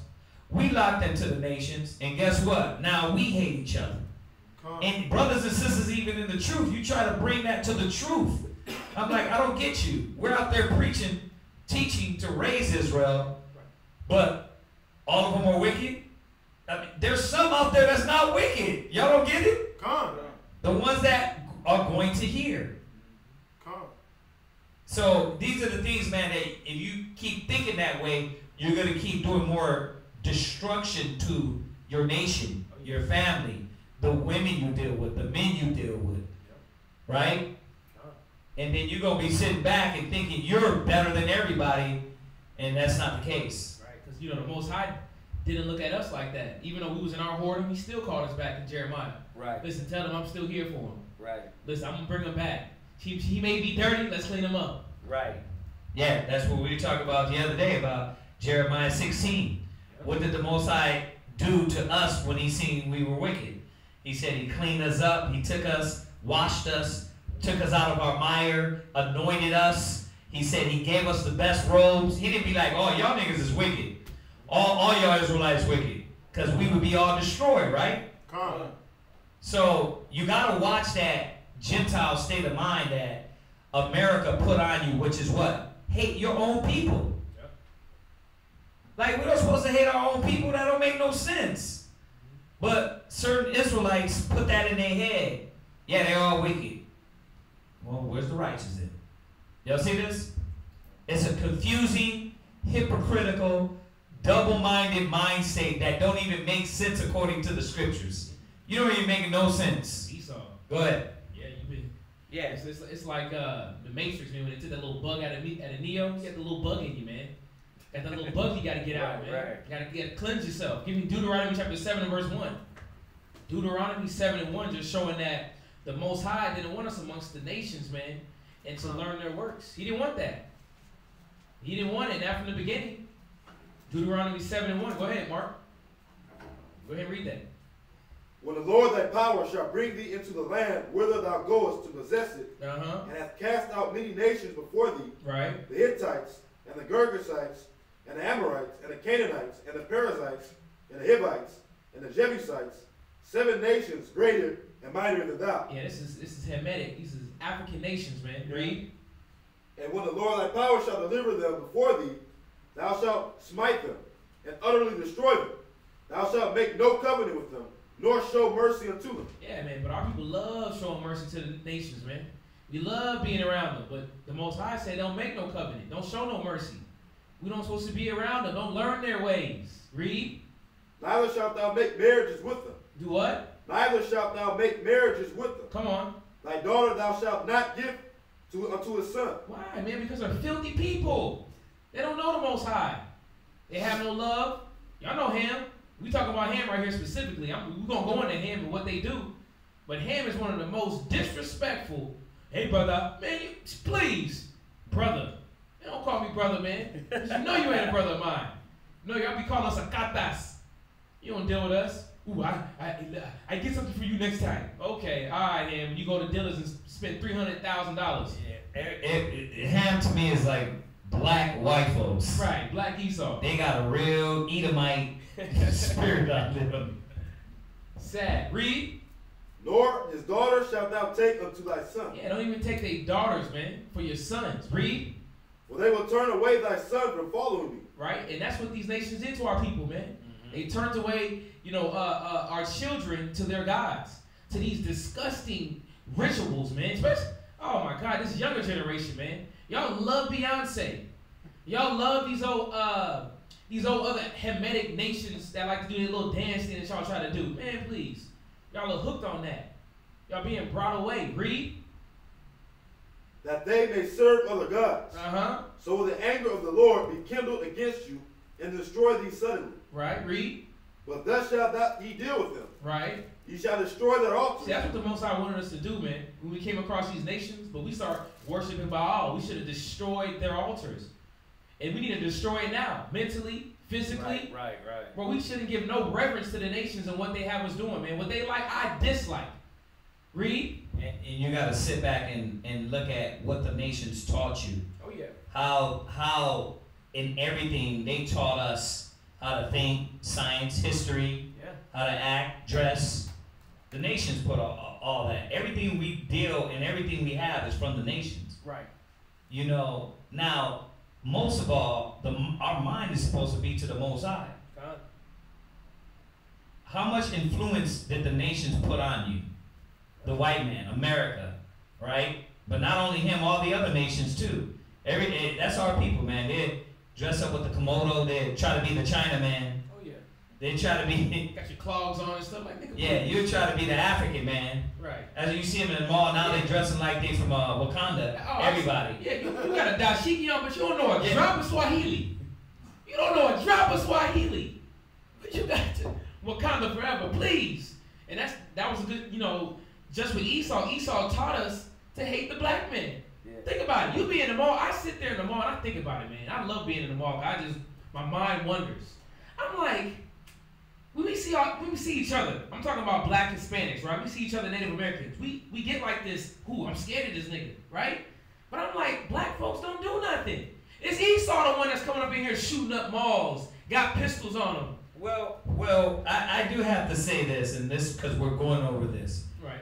Now, we actually do have to fear because we're copying the Esau, the nations. Right. That demonic spirit that has been on them. You got to take them back through history because when you say, well, it's not in us. I mean, niggas are wicked. Niggas are wicked. Right. They will sell crack to their own mama. Now, but going back to the point you're making is, through the scriptures, we got like that following the nations. So now here in 2019, yes, we are. You gotta watch on the road. You gotta watch because your own people will murder you, will kill you because the nations stuck their hand up our butt and now it's puppet controlling us. So they taught us hate. They taught us envy. They taught us all these things against the laws, commandments of the Most High because we rejected the Most High. But back in the days when we had brown pride, black pride, when this is probably the 60s. Before I was born, right. You know what I mean? But y'all didn't get on the bus. Yeah, like where anybody can see a child acting out, right. And they have respect for that Hispanic or black elder. Right. You know what I mean? Those days. I know it seems like far back then, but this was like the 60s. This is what before, or before that, before integration started. Because when integration started, that's where you got all this. I want to drink out of the white man's same water fountain, right? Not only do I want to drink out of it, I want to sit on the same toilet. Then you know what? Your hair's like that. This is what success is? Oh, I want to do my hair like that. That's success. So I'm not going to have my natural no more. I got a permit. I got to flatten it out. Right. I got to look like that. Oh, okay. So all Israel like it's sort of like that new movie Us. Yeah, it's like I'm not gonna give it away, but No. Real good. It's like the opposite. We're the clones. Yeah, we underneath. Yeah, we're the clones of them. We're underneath, but we want to be exactly like them. It's time for us to shine now. Yeah. But that's how it is. We want to be like the white man, dressed like him. It's not like when we integrated, we kept that same black. They broke that. They broke that spirit in us. Yeah. They broke that unity in us. The love, the black love, the brown pride, the love for the family. You know, when you see a brother, it's like you see that, you nod your head, it's like shalom. You know, you seen that, it was a connection. Now it's like, you know what I mean? It's like, I'm watching you, nigga, just like you watching me. Right. You know what I mean? You look at that nigga. But that's because we integrated with the nations. We started believing them, their science, their history, their logic, their psychology, and now you act just like them. Yep. Just like him, man. It's funny that even from that Us, he was like, you know, we like the same people, but different spirits, man. Yeah. Different souls. And that's exactly what it is. Our spirit is different, man, from this abominable man called Esau. Where you at? Chapter 5. No, Deuteronomy. Deuteronomy chapter 7, verse 5. Read that. Precept. Uh-huh. And break down their images, and cut down their groves, Right. and burn their graven images with Yeah, fire. we gotta burn them graven images, man. This that white Christ, you know, that you think President Bush was your partner, burn it. President Obama, burn him. Come on, man. These individuals were not for us. These Right. graven images, these things that we worship, that we think that was good for us. Listen, there's a lot of white people that don't even like Trump. Why? Because he's digging in them pockets, man. There's white people that know Trump is the devil. Oh yeah, he's digging in them pockets. He got cats that can't get certain funds that they need for their businesses, man. Yeah. They know who he is. Come on, but we love him. Oh, what's that other dude? I'm a vote Republican. Right. I'm gonna vote Republican. I'm gonna vote for Beto O'Rourke because he sounded Spanish. That brother is Esau. Beto O'Rourke is Esau. He ain't, listen, I ain't seen him since the election. Since he got canceled out, I haven't seen him since. Please, man. Read that last precept again. Start at verse 5. But thus shall ye deal with them. Uh-huh. This is how you gonna deal with them. Read. Ye shall destroy their altars. Yeah, destroy their altars, man. What they think that they sacrificing upon, what they giving us, them little altars, them little cheese lines I see every day now, which is good. But listen, they don't care. They give you the most, the weakest meat, the weakest grade of meat. You get beef meat. That's horrible. Read. And break down their images. Yeah, all their images, man. Well, they're iconic stars. Ain't no stars. You stars for yourself. You stars for entertainment. You ain't did nothing for us. Read. And cut down their groves. Yeah, your groves, man. Your little areas where you like to do your secret ceremonies at, man. You like to, like they said with the Masons, get in a little coffin, piss on his face, Yeah. throw up some hymnals. Like you said, that goes like we're going over. That goes from all the nations. Yeah, man. You know, brothers really think now everybody wearing the Mason rings and shirts and Right. you know now it's cool. It's a fad. You know, you trying to be like everybody else. Right. Except yourself. Come on. Read. And burn their graven images with fire. Read. For thou art an holy people unto the Lord thy power. See, the Most High had to bring it back and reiterate that you are his chosen people, man. All that extra foolishness that the nations have taught you that you've seen, that you love to admire and backslide upon, is garbage. Because he chose you. Read. The Lord thy power had chosen thee to be a special people unto himself. Yeah, special unto him, man. Read. Above all people that are upon the face of the earth. Yeah, so the ways of these people, the ways of these nations that seduce us, they shouldn't be a glimmer in our eye that we want it, man. All the little filth that they do, we should take pride in knowing that the Most High loves us. Give me Leviticus 26 and 13. Leviticus 26 and verse 13, because we're not able to do what these nations do. Why do you think we're continually to get whooped by the Most High? We're doing evil in the eyes of the Most High. Because we're trying to mimic what good old Esau is doing, man. This is his kingdom, and it's coming down as we see. We got people trying to bust in the borders. We got other countries hating on Trump and his legislation that he's doing. You got Venezuela. They don't even have food. They about to send a nuke if they got one. They ain't got no electricity. And America loves that, man. They starving people out, just like they starve people here in America. Read where you at. Leviticus chapter 26, verse 13. Come on. I am the Lord your God, which have brought you forth out of the land of Egypt. Yeah, the Most High brought us out of captivity and bondage. Think about your bondage that you was in, man.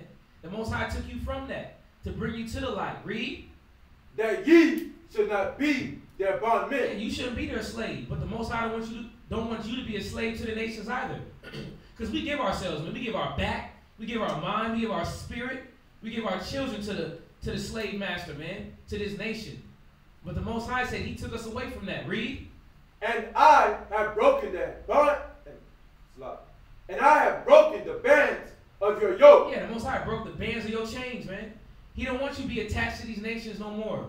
That's why us here at ISBHPK, that brothers that come in, listen, you ain't got to work for the white man no more. You ain't got to do that no more. You can come right on up in here, get in a job with us, and let's flourish together, man. Let's build together. We got our own business. We got our own hours. We got our own movement. We don't have to work for the white man. Read. And make you go upright. Yeah, man, the Most High wants you to be upright. But as long as we're entangled with this nation, as long as you have your shoelaces tied with them, listen, you're going to be walking not uprightly. Now, I'm not saying it's bad to have a job for Esau. No, not at all. But we're just showing how we're trying to get away from it more and more. Especially in this day. This wicked society, man. Jump back to Deuteronomy 9 and 1. Deuteronomy chapter 9 and verse 1, man. As much as we're trying to be amongst the nations, the Most High is trying to break us from them, man. Y'all got to see that the Most High does not want you around them. Israel is not able to do what the nations are doing, man. It's killing us. Think about it. I'm going to hit it later on about the rat meat. Everybody loves Chinese food, but look what it's doing to the black man. It's blowing you up. Men got breasts. Men got cankles. Your back's out of whack. You can barely bend over. Why?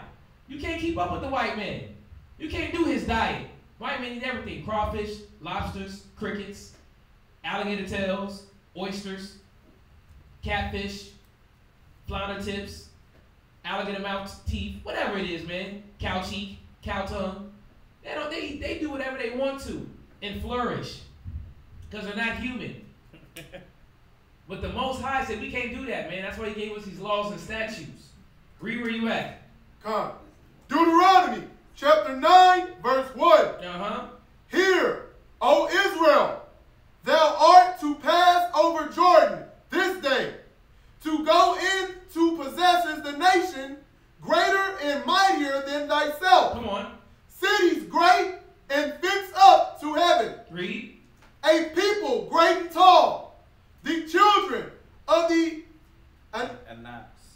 Anaks, whom thou knowest, and of whom thou hast heard say, who can stand before the children of Anak? Come on, man. They're making a statement. Who can stand before them because they some giants? But let's read on. Understand therefore this day. Read that again. Understand therefore this day. You better make it clear and listen up. That the Most High, thy power, is he which goeth over before thee. Yeah, just showing that the Most High went with these nations, man. He was with us. Read. As a consuming fire. Come on. He shall destroy them. Read. And he shall bring them down before thy face. Come on. So shalt thou drive them out. Read. And destroy them quickly. Y'all gotta destroy all these heathenistic doctrine, man. These customs. Destroy that. Read. As the Most High hath said unto thee. Come on. Speak not thou in thine heart, after that the Most High thy power hath cast them out from before thee, saying, for my righteousness of the Most High hath brought me into possession this land. But for the wickedness of these nations, the Most High doth drive them out from before thee, not for thy righteousness or for the uprightness of thine heart. Why? Because listen, we was wicked still, man. The Most High would do everything for us, drive us through the land, take us there. What happened? We want to do what we want to do. The Most High said he did this, what? Read. Not for thy righteousness or for the uprightness of thine heart. Come on. Thou dost go to possess their land. Right, because Israel Israel was stubborn. You know, I always say that, man. Think about why the Most High chose us. He's telling you. It wasn't because you was the most holy people. Oh. You see that? Especially now much more, we follow these nations, their customs. Read. Come. Where you at? Verse 5, second precept. Come on. Dost thou go to possess their land? But for the wickedness of these nations, the Most High thy power doth drive them out. Yeah, he cleared them out because they wicked, man. The Most High is not down with wickedness. He's not down with that weak idolatry. He's showing them that your gods have no power amongst the God of Israel, the power of Israel. That's why y'all got to break these bands off, man. The Most High has been continually to show us these nations ain't they're nothing. They're a drop to a bucket. Read. The Most High thy power doth drive them out before thee. Come on, boys. And that he may perform the word which the Most High sware unto thy fathers, right? Abraham, Isaac, and Jacob. See, the Most High promised that to our forefathers, man. That shows you how beautiful the Most High is, man. He don't forsake his people, nor his words that he says, and we shouldn't do the same thing to him. Oh God, take me out of my situation. Help me get through this battle. I give everything up for you. We quick to forsake the Most High, man. We don't stick to our word. We should, because the Most High does it. Read. Verse 6. Understand therefore, the Most High thy power giveth thee, not this good land to possess it for thy righteousness. For thou art a stiff-necked people. Yeah, we were, man. The Most High didn't give it to us for our righteousness, because we was a stiff-necked people, a hard-headed. We want to do what we want to do, what fills our flesh. Read. Verse 7. Remember and forget not how thou provokest the Lord thy God to wrath in the wilderness. Right. From the day that thou didst depart out of the land of Egypt. Right. Until ye came into this place. Ye have been rebellious against the Most High. And the Most High is still with us, man. Even though we was rebellious, the Most High was still fighting for us against these nations. He was destroying them. That shows you the Most High was not with these nations. He was only with the nation of Israel. Read. Verse 8. Also in Horeb, ye provoked the Most High to wrath. So the Most High was angry with you to have destroyed you. Yeah, the Most High wanted to destroy you, man. Why? Because you was doing exactly what the heathens did. You was doing exactly what our enemies were doing. The Most High told you not to do. We're finna open up some of these heathen customs, man. Some of these heathenistic customs that everybody love. Everybody want to be Ham. Everybody want to be a Kenite, a Nigerian, an Egyptology. Everybody want to be, I'm from the motherland. Well, what part of the motherland are you from? And what tribe do you want to claim? Let me know. What tribe do you think you closely are in connection with? What does your spirit say, brother? Brother? What did your spirit say, brother? Huh? Was you from the Igbo tribe? Huh? You from the Banco Kolai tribe? But I'm going to hit this first tribe. It's called the Masi tribe of Kenya. Furthermore, the Masi tribe is also famous for its drinking of fresh animal blood. Which one of y'all Negroes and Hispanics and Native Americans want to drink animal blood? Huh? Which one of y'all trying to take a guzzle of that? Raise your hand. Okay. See? But our brothers and sisters love to be African. Okay. What tribe you... Listen. They got a dashiki on? What tribe you from, Aunt? Oh, for real? Oh, you hear about the Masi tribe? Oh, yeah. They drinking blood. You drink blood before? Come on, man. Come on now. Our people ain't drinking blood, man. Give me Leviticus chapter 19 and verse 26. Leviticus 19 and verse 26. I need y'all to get these pretty quick. I got a lot of scriptures. Probably not going to get through all of them. We'll touch something. Leviticus chapter 19 verse 26. Come on. Ye shall not eat anything with the blood. Yeah, come on. We ain't eating anything. More importantly, drinking blood. These cats was drinking blood. From the Masi tribe of Kenya. Ooh, Africa's so beautiful. Yeah, it is beautiful, but not the inhabitants in them. Not the inhabitants thereof. Another tribe. The Banyankole tribe of Uganda. the BANQUET tribe of Uganda. Let's get up on them and see what they got going on. It says, in the BANQUET tribe, a minority tribe living in Uganda, marriage means quite a burden to the bride's aunt. Let's get into this. It says, marriage is a burden to the bride's aunt.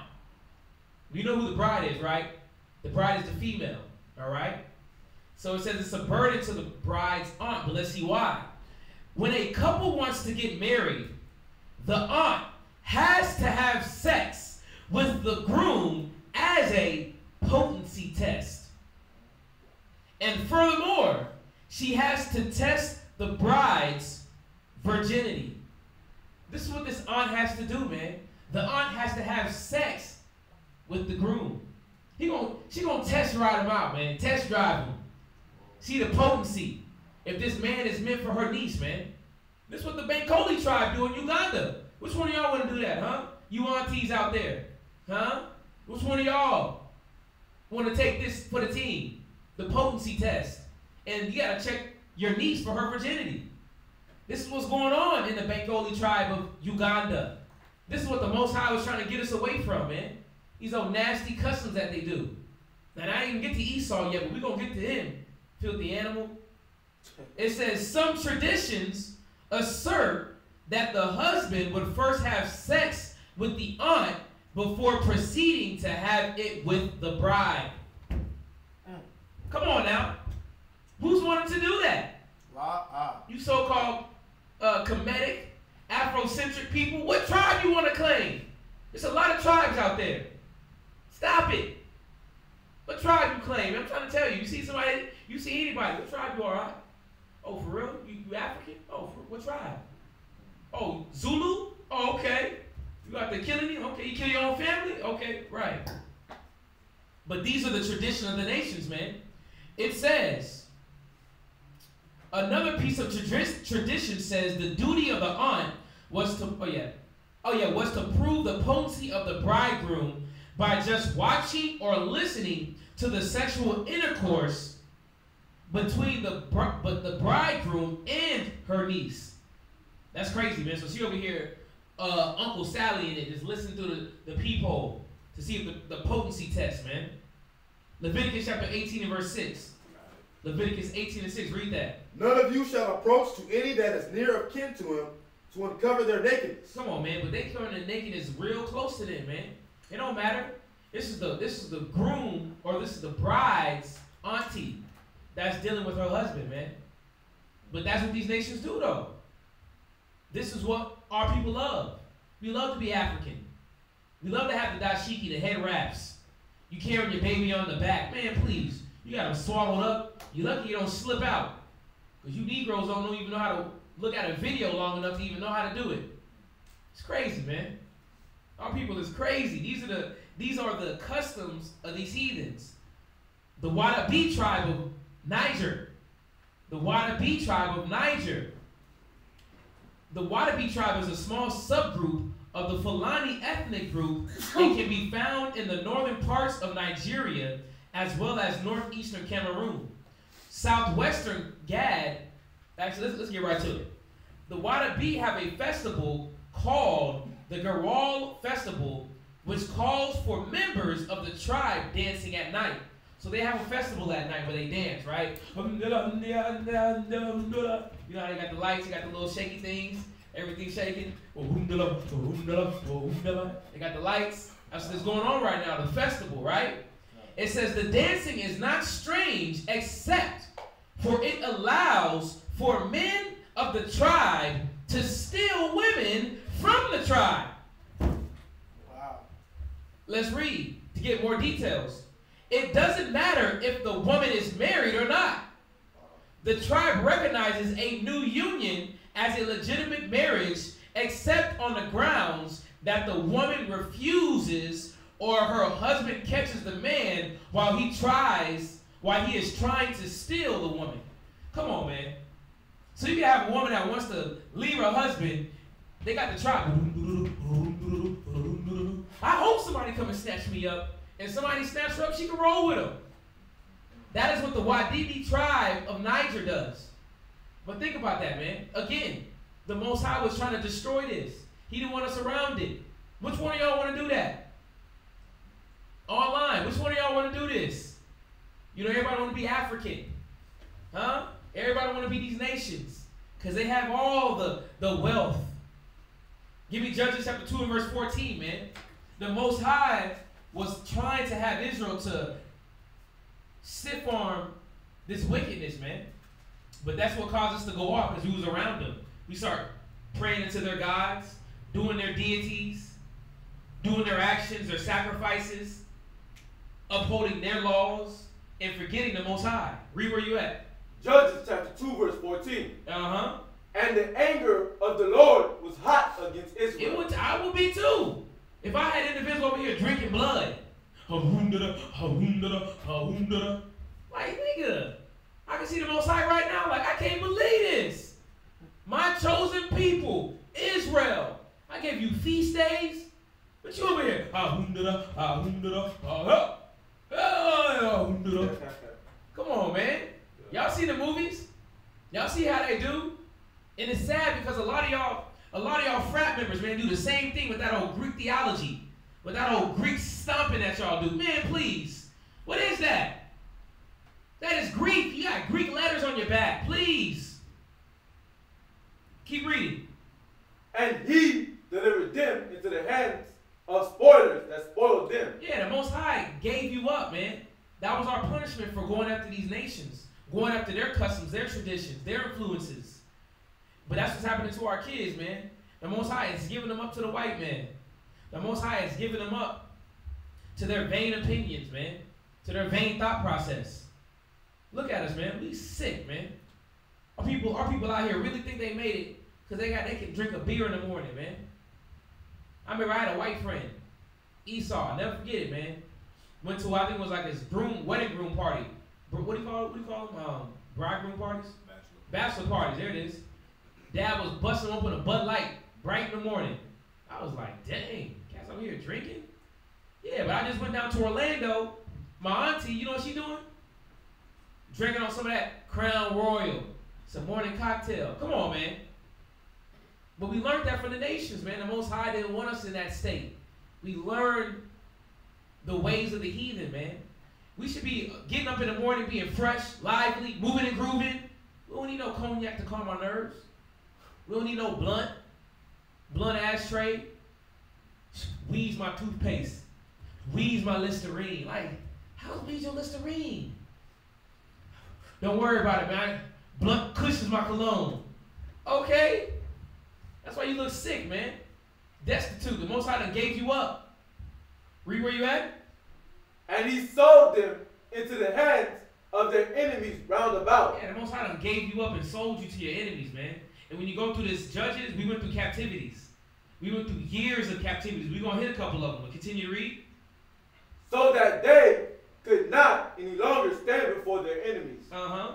Whithersoever they went out, the hand of the Lord was against them for evil. As the Lord had said, and as the Lord had sworn unto them, they were greatly distressed. Nevertheless. Yeah, you was distressed. Why? Because you're out of the umbrella of the Most High.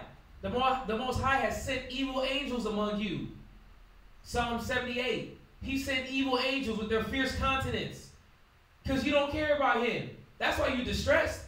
A lot of y'all talk about I'm stressed and no. You're not following the Most High. You following the nations and what they taught you to do. Allah Sakrali. Do as thou wilt. That ain't the Most High.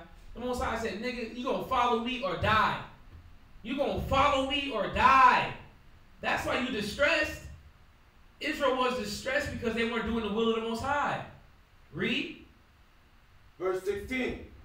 Nevertheless, the Lord raised up judges. But nevertheless, even though you was wicked, even though you was a carnal individual sold unto sin, you was given into your lust, you was enticed by your own lust, nevertheless, the Most High gave up a savior, man. A judge. A judge was there to save the people. Let's see who he was. Read.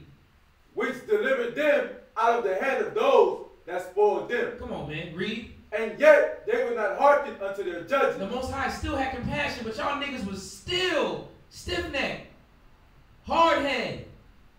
Hispanics the same way. Native Americans, y'all the same way on the reservation, just drinking your life to nothing. You out there smoking peyote. You never smoked that. Where you get that from? Where you learn that from? What shaman showed you that?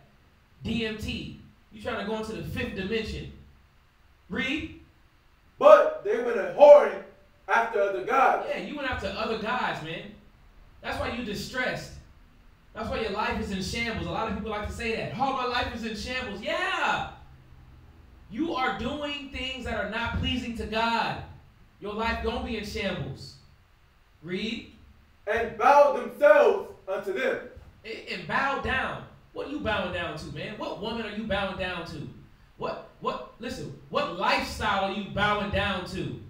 What job have you just opened up your anal cavity and just given it all up?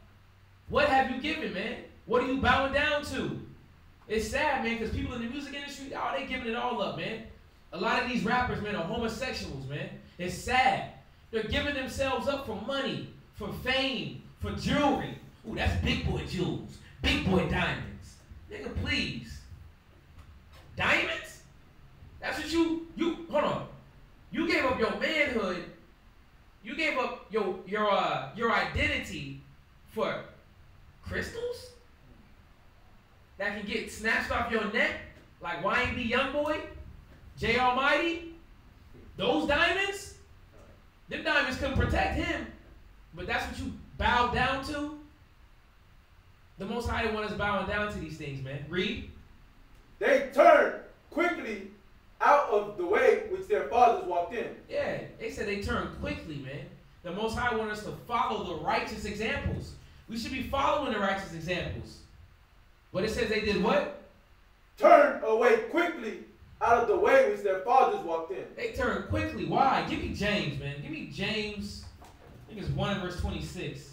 We'll get this real quick. James 1. No, give me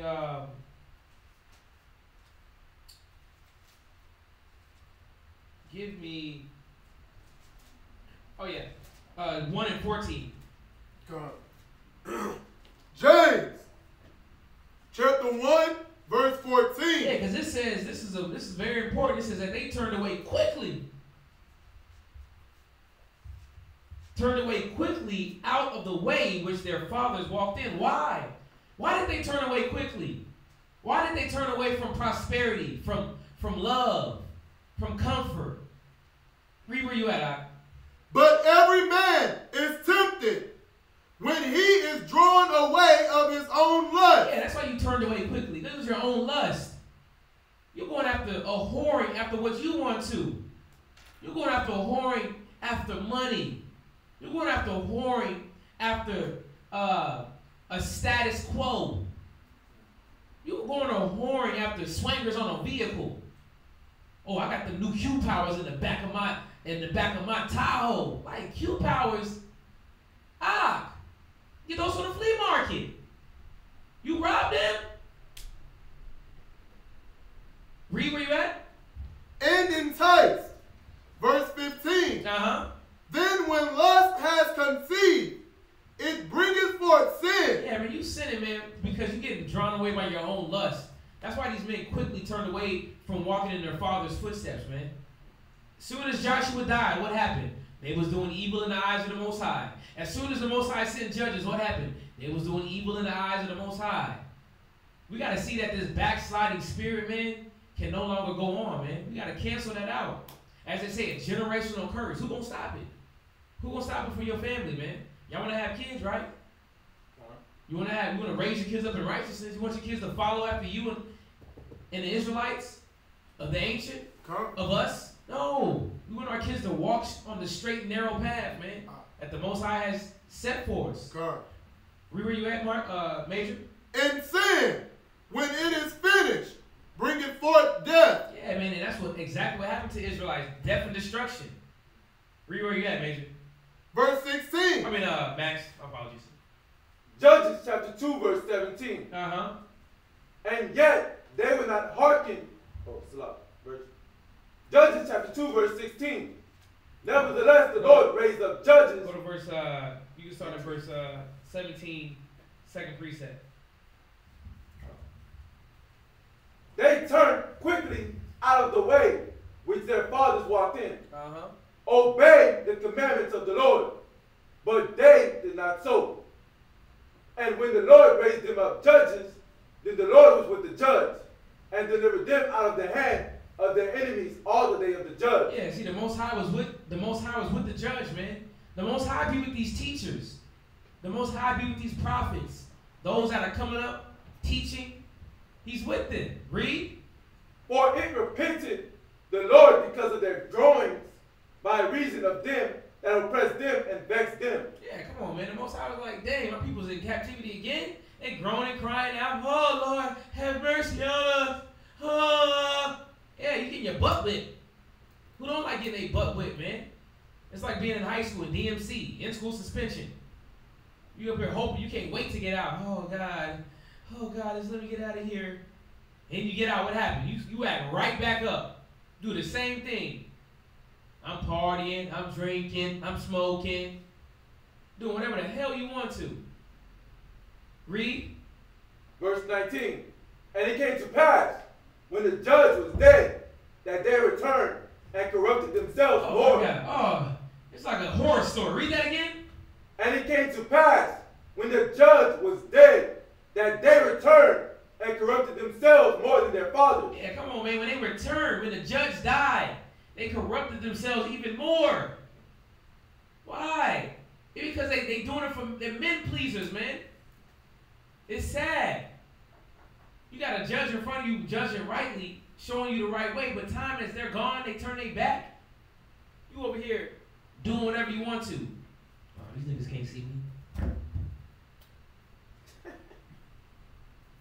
These niggas don't know this. I'm about to watch this Netflix and smoke this blunt. Watch this Netflix and smoke this blunt, nigga. Sad, man. Why people do that? The judge is gone. The authority figure's gone. You did the Most High can't see you. Punishment's gone. You up here doing wicked again. Even worse. Smoking crack, meth. Let me try it all. He ain't killed me yet. Read. And corrupted themselves more than their fathers, in following other gods to serve them, and to bow down unto them. They ceased not from their own doings, nor from their stubborn way. Yeah, man. They ceased not. The only way that they ceased was when the Most High opened up a can of whoop butt. That Stone Cold Steve Austin whooping up a can of whoop butt on you. Read. And the anger of the Lord was hot against Israel. Yeah, the Most High was hot. Why?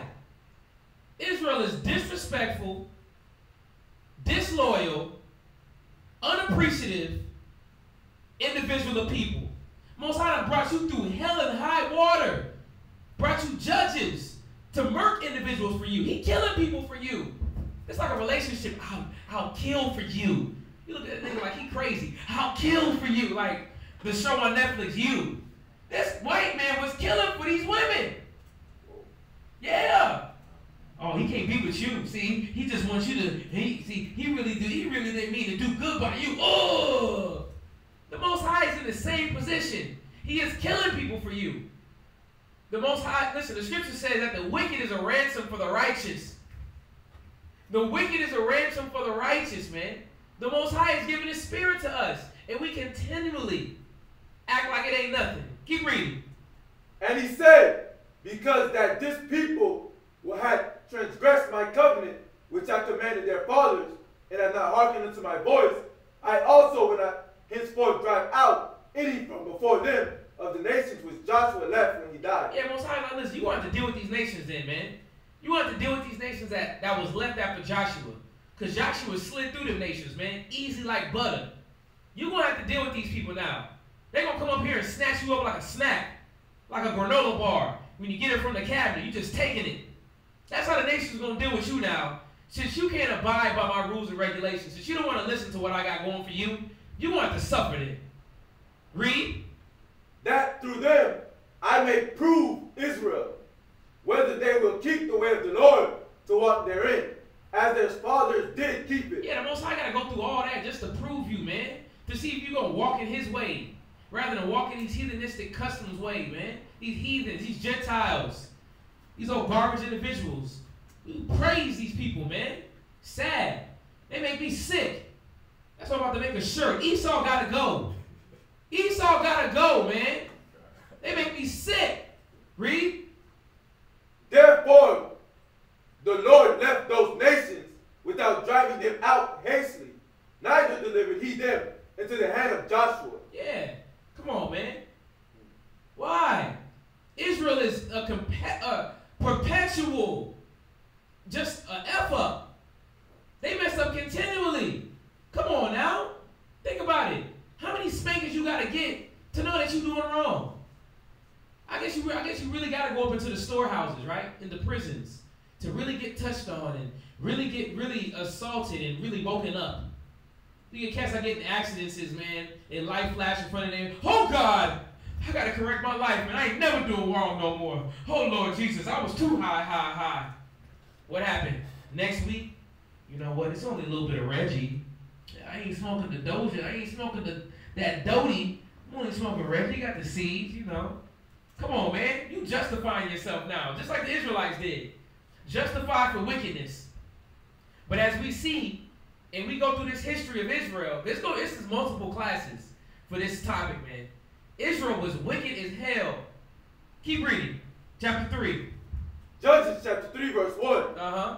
Now these are the nations which the Lord left to prove Israel by them. Right. Even as many of Israel as had not known all the wars of Canaan. Jump to verse 5. Verse 5. And the children of Israel dwelt among the Canaanites, Yep. Hittites, Right. and Amorites, Uh-huh. and Perizzites, and Hivites, and Jebusites. Yeah, he's a Ham. And you know Ham, when you see him walk around with the sandals, with the dirty toes, that's a Hamite. That's a Hamite. Walk around with his belly out, shirt too small, pants too tight, with the Versace toe open sandals, man. That's Ham for you. Read. And they took their daughters to be their wives, Yeah. and gave their daughters to their sons. See, that's where they messed up at, man. Y'all over here trying to come in between, you know, ooh, he got black skin, he must be our people. No. His ways ain't the Most High's ways. His laws ain't our laws. That's why they're disgusting, man. Sticking a butt behind a cow's butt to lactate it. You let your son get pissed on by a cow and say he's getting illuminated. No, this Bible illuminates you, not cow piss. That's what Ham do, man. Ham out there, what do you call it? Filing down a woman's clitoris. Come on, man. Scarring up their face. Ham is disgusting. Read. And served their gods. Yeah, serve their gods. Read. And the children of Israel did evil in the sight of the Lord. Here it is again. We serving their gods, doing evil in the eyes of the Most High. Read. And forgot the Lord their God. Yeah, we forgot the Most High, man. We are very quick to forget the Most High. A lot of us forget the Most High, man. When we go through our trials and errors, we go through our trials, we go through our times where the Most High is trying to make us think. We get out of it. We apply some of the knowledge. We apply what the counsel was given. Dang, bro, I tell you how that worked. But man, about 2 weeks later, you done forgot all that. You out there back in the same old, making the same decisions, giving yourselves to the same ideologies and demons. And the Most High do what? Beat you up all over again. You know, oh God, what is going on here? You ain't applying the Bible. You forgot. Read. And served Balaam and the groves. You going back to Balaam and the groves? It's like, all right, where you come from? You got that look on his face? Oh, you been out there with Balaam and the groves, haven't you? You been out there dealing with them demonic demons, man. You been out there dealing with them parties. Read. Therefore, the anger of the Lord was hot against Israel. Again, it was hot. The Most High was hot against Israel, man. Read. And he sold them into the hand of the Kashan Rashathaim. Ooh, okay. Read. King of Mesopotamia. Yeah, this is a king, man. You got sold into the hands of Mesopotamia, man. Read. And the children of Israel served Kashan Rashathaim 8 years. Come on now. Read. Say that name again. Kashan Rashata'im, 8 years. Come on, man. We served that man for 8 years in captivity. We was locked up. I'm locked up. They won't let me out. It took 8 years for us to be like, oh, hold on, man. Where were we at? They was like, hold on. This don't seem like home. What's going on? Read. And when the children of Israel cried unto the Lord. Oh, here we go again. They cried. Israel, that's after 8 years, though. After 8 years.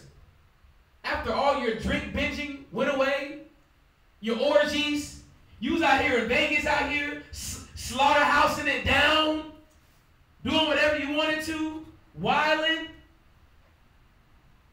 all types of filth, man on man, man on dolphin, dolphin on dolphin, right in front of you.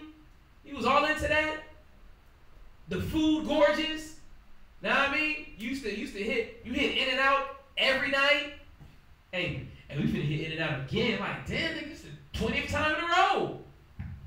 Y'all out here enjoying yourself, man. Listen, America make it like that. Captivity, it make it like that. Dang, you over here playing Grand Theft Auto. You stuck on that game? Nah. Everybody been on Grand Theft Auto. I bet everybody's on Red Redemption. You on Red Redemption. You in that game for about 3 months, man, straight. You in the room right when you get off work, in the game, just like this. Oh, gotta shoot that man. Oh, shoot, after that 3 months over, man, you look at reality, you be like, oh my God, it is hell out here. Oh, God, help me. I was confused. Yeah, you been on that game for 3 months. You didn't see the bare conditions I was around you, man. Yeah, you was out here drinking that rosé. You was out here drinking that Ciroc, that bourbon. You was indulging in that every night. You forgot about your worries, man. You was drinking them away. But once you had that, you ain't had no more money for no booze. Oh God, I'm a mental case. Oh Jesus, help me! You on your knees, butt naked, crying to the Most High. Yeah, because all that stuff faded away. Spending money on all your clothes, shoes. Yeah, you ain't got no more shoes. You got Holy Jordans, niggas making fun of you. Oh, God, I need a new job. Help me. That's what Israel was doing, man. Once all that partying phase, once all the captivity with these disgusting enemies of ours that we were with, once that faded away, they were doing what? And when the children of Israel cried unto the Lord. They were crying to the Most High. Read. The Lord raised up a deliverer. Oh, my God. After 8 years, the Most High rose up another deliverer. He's like, all right, since y'all crying, listen, I'm going to do this for you. I'm going to send you another savior, man, another judge. Give me Baruch chapter 4 and verse 21.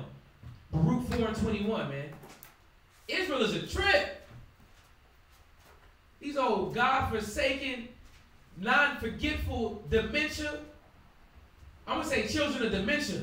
When I say children of Israel, I really mean, when I say children of dementia, it's children of Israel, all right? You got to follow me. Read where you at. Be of good cheer, O my children, cry unto the Lord. Hold on, read that again a little loud and clear. Be of good cheer, O my children, cry unto the Lord, and he shall deliver you from the power and hand of the enemies. Yeah, see? Read that again from the top. Oh, where you at? Baruch chapter 4, verse 21. We're at Baruch chapter 4 and verse 21. Wow. Go ahead. Be of good cheer, O my children, cry unto the Lord, and he shall deliver you from the power and hand of the enemies. Yeah, the Most High said, cry unto the Lord, man. Cry unto me. Don't cry unto your slave masters. That's one thing that Israel love to do. Cry to the slave masters. Hung for justice. Hung for justice. Why y'all treat us like this? No, we won't go. Like, man, they don't give a damn about that. They'll light your sons on fire and laugh at you. They don't care. Hit you with tear gas. Look at Venezuela. Venezuela out there in a destitute state. What is America doing? Tossing paper towels to them. Actually put more sanctions on it. There it is. The brother said they put more sanctions on Venezuela, man. Venezuela is like the povertiest country of all. And you know what's so funny? It's really not, though. There's more. There's more countries in worse conditions. But think about it, man. Our people is crying to the enemy. You should be crying to the Most High. Because the Most High is saving us. He said he will deliver you from the power and the hand of the enemy. The Most High has not been slack to give us what his promises are, man. It don't matter how wicked we are. That doesn't give us right to sin, though. The Most High wants you to clean your act up. He wants Israel to get the picture of what's going on. Wake up. Somebody give me Romans 15:4. Quick. Romans 15:4. The Most High doesn't want you to stay in your destitute state. These stories that we go over is not here for nothing, man. We got to take heed of this. Just because it ain't into your quasar, touching your medulla, the quasar questions. No, this is needed, man. This is the basic essentials to live and to prosper. It's to understand that these nations is wicked, man, and their ways is the ways to hell.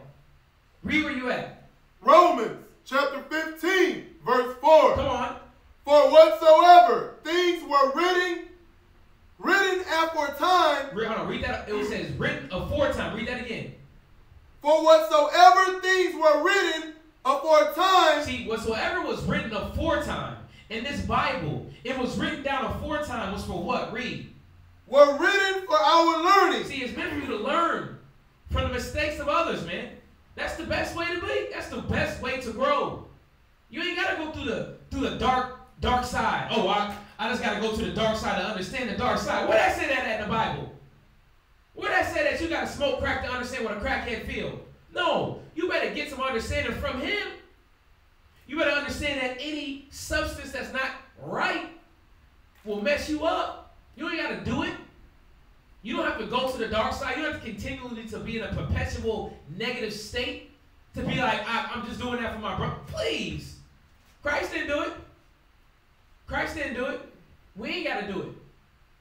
This reading is for us to understand that, listen, man, we got to stop trusting and believing in these nations, trusting in their ways, their philosophies, their ideologies. Why? Because it's killing us, man. The Most High doesn't want us there because he continually to punish us as we see. Go ahead. You said that. You said that? You do something that kind of reminded me of, you said that you don't have to go into stuff to like, you don't have to go into stuff basically to see how a person feels. Okay. King Solomon did it in Ecclesiastes 1, and he said all the things he did, he gave himself to know much wisdom and much folly. Right. He said what he found out was it was vexation of spirit. Right. So it's like he was giving himself to stuff like, trying to experiment and check things out, and he realized it was just vexation of spirit. And that's right on point. Solomon was the one. You know what I'm going to do? Solomon, vexation of spirit. Let me stay on the spirit. Let me stay on the pathway of righteousness, man. Give me Wisdom of Solomon chapter 16 and verse 11. Wisdom of Solomon chapter 16 and verse 11, man.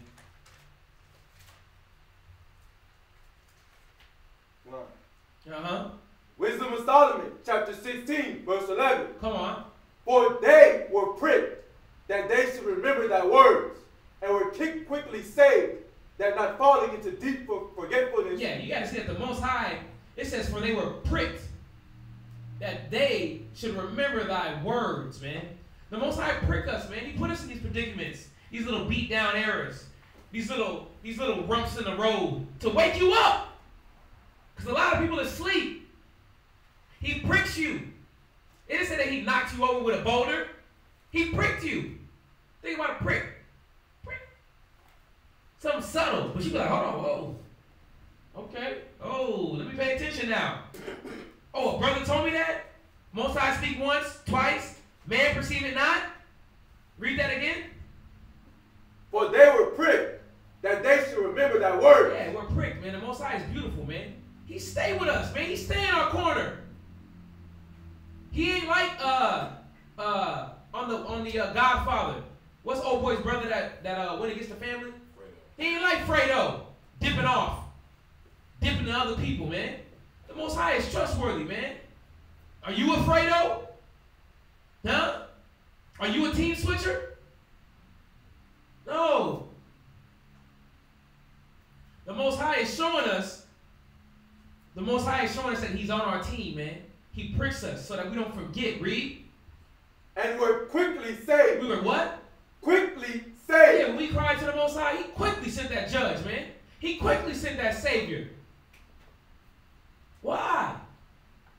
Because he is there to fulfill his word, man, as we should be.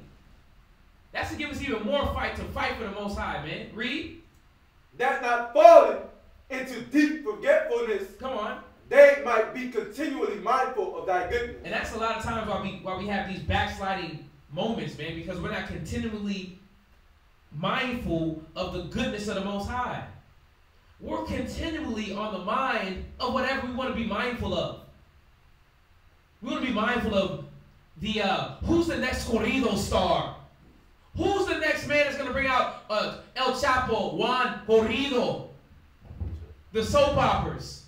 You know what I mean? Novelas. The next Netflix movie. That's what we mindful on. We mindful if this chick will cook me some food or not. That's what we mindful on. We mindful about the boss. We're not mindful on the things that the Most High is mindful on.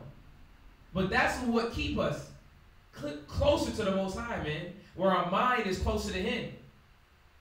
Judges 3 and 10. Judges chapter 3 and verse 10. Judges chapter 3, verse 10. Somebody give me Wisdom of Solomon 1 and 12. And the Spirit of the Lord came upon him, and he judged Israel, and went out to war. And the Lord delivered Chashan Rishathaim, king of Mesopotamia, into his hand. Right, this is Othniel. Othniel. This is the judge, man. One of the first judges on deck. I think it was the first judge, right?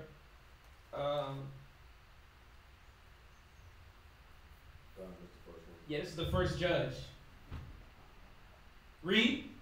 And his hand prevailed against Chashan Rishathaim. And the land had rest for 40 years. Yeah, the land had rest for 40 years when this judge came on deck, man. Read. And Othniel, the son of Kenaz, died. Come on. And the children of Israel did evil again in the sight of the Lord. But we must be in the twilight zone. We must be. These niggas have 40 years of peace. These Israelites had 40 years of peace and then wanted to do evil again. Oh my God. Think about the Most High looking down. Or the angels. They're looking at this like, oh, not again. I can't believe this.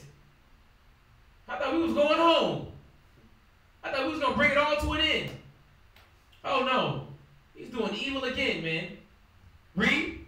And the Lord strengthened Eglon, the king of Moab, against Israel, because they had done evil in the sight of the Lord. Y'all gotta see this. Y'all gotta see this constant give and take, man.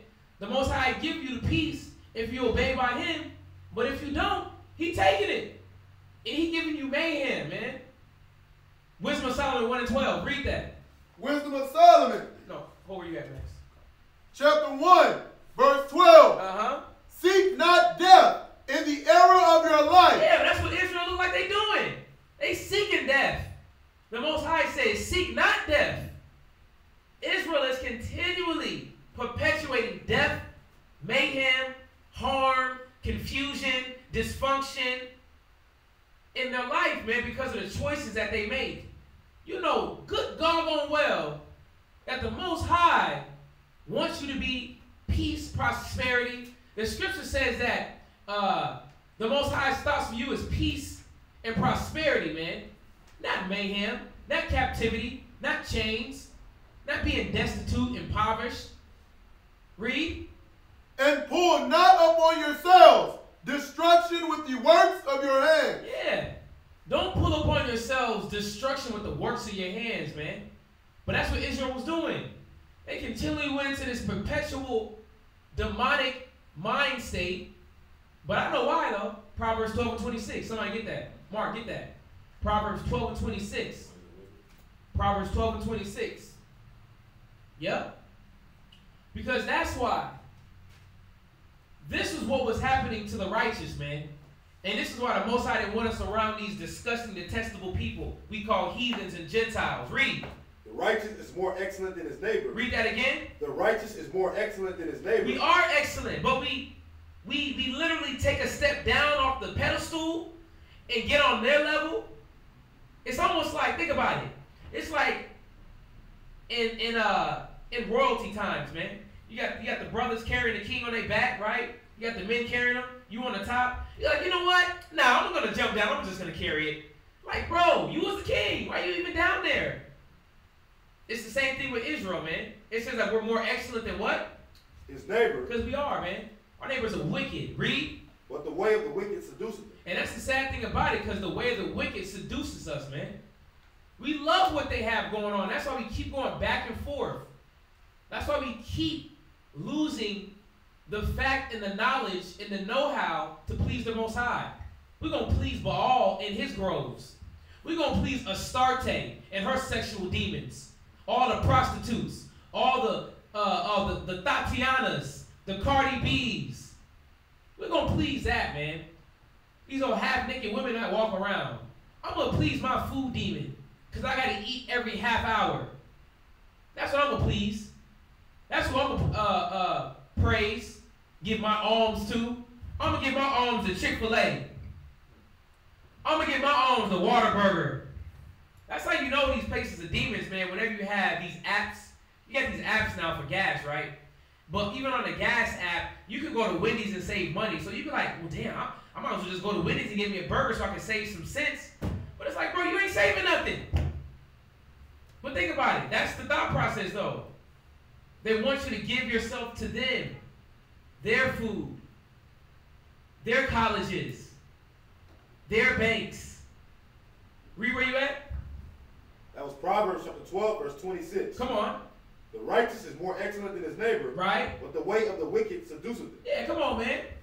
See, we got brothers that say what? Like, listen, I'm going to have to go eat some of that whatchamacallit. What is that? That, Whataburger? Nah, ain't no Whataburger. Burrito. No, what we say yesterday? German Shepherd. Now I gotta eat some of that German Shepherd. We can't be like the Chinaman, man. They can eat German Shepherd. They can eat that Rottweiler, that Chihuahua, that cat, that rat. They can eat that. We can't do that, man. Listen, we love to eat they call it the delicates, the delicacies, the aphrodisiacs. We can't eat that. We can't eat the goat balls, the snake soup raw. We can't eat that. But we want to, man. Israel want to have sex with dolphins. We can't do that. It's killing us. The Most High said, seek not death in the era of your life. We can't eat the Baconators. You can't do that.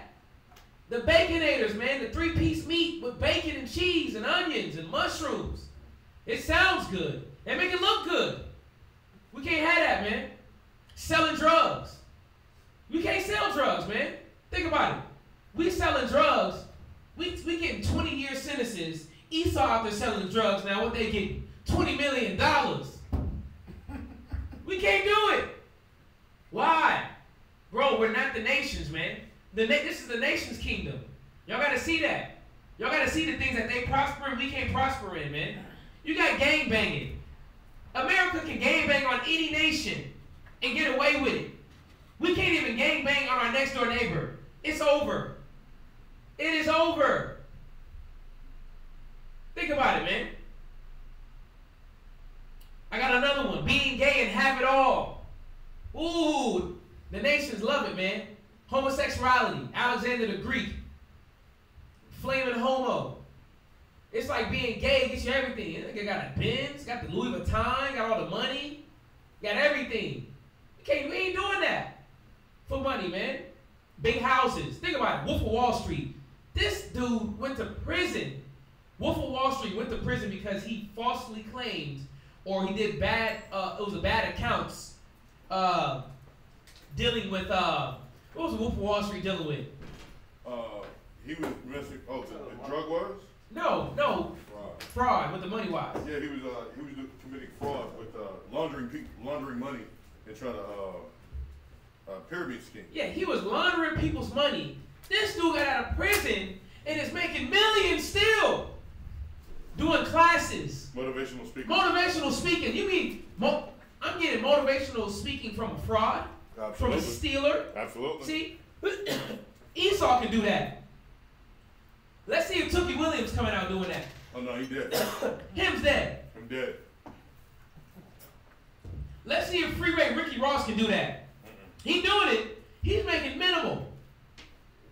Come on, man. This is their world. They can sell all the all the weed. We out here looking sick, man. Your belly sticking out more than your chest do. It's a shame for you men. Why? They can eat all the Waffle Houses. I ain't talking about y'all. I'm talking to children. They can eat all the Waffle Houses. They can have all that, man. We can't do that. We got to take care of our health, man. Look at that. Doing cocaine, going clubbing, and still making the work on time. They can do that. God. Have all the cocaine parties. Listen, they don't even do cocaine no more, these rich folks. They cooking their own crack. Yeah, you know that, right? They cooking their own crack, man. Hardcore drugs, man. Look at that. Be a perpetual liar and still be believed. Trump, perpetual liar but still believed, man.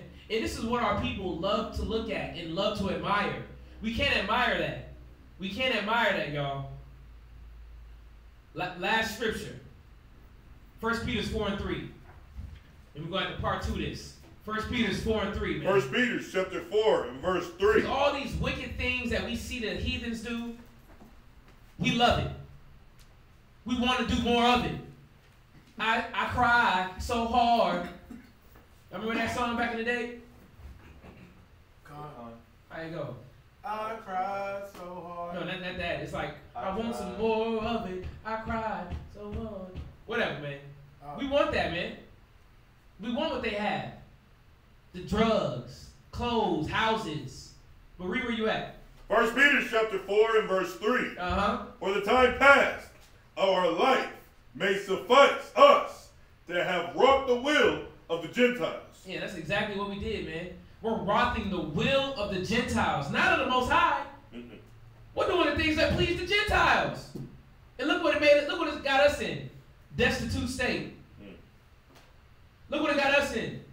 No money in our pockets. Raggedy houses. Mentally unstable. Ankles willing to give up at any time. Why? You wrought from the will of the Gentiles, man.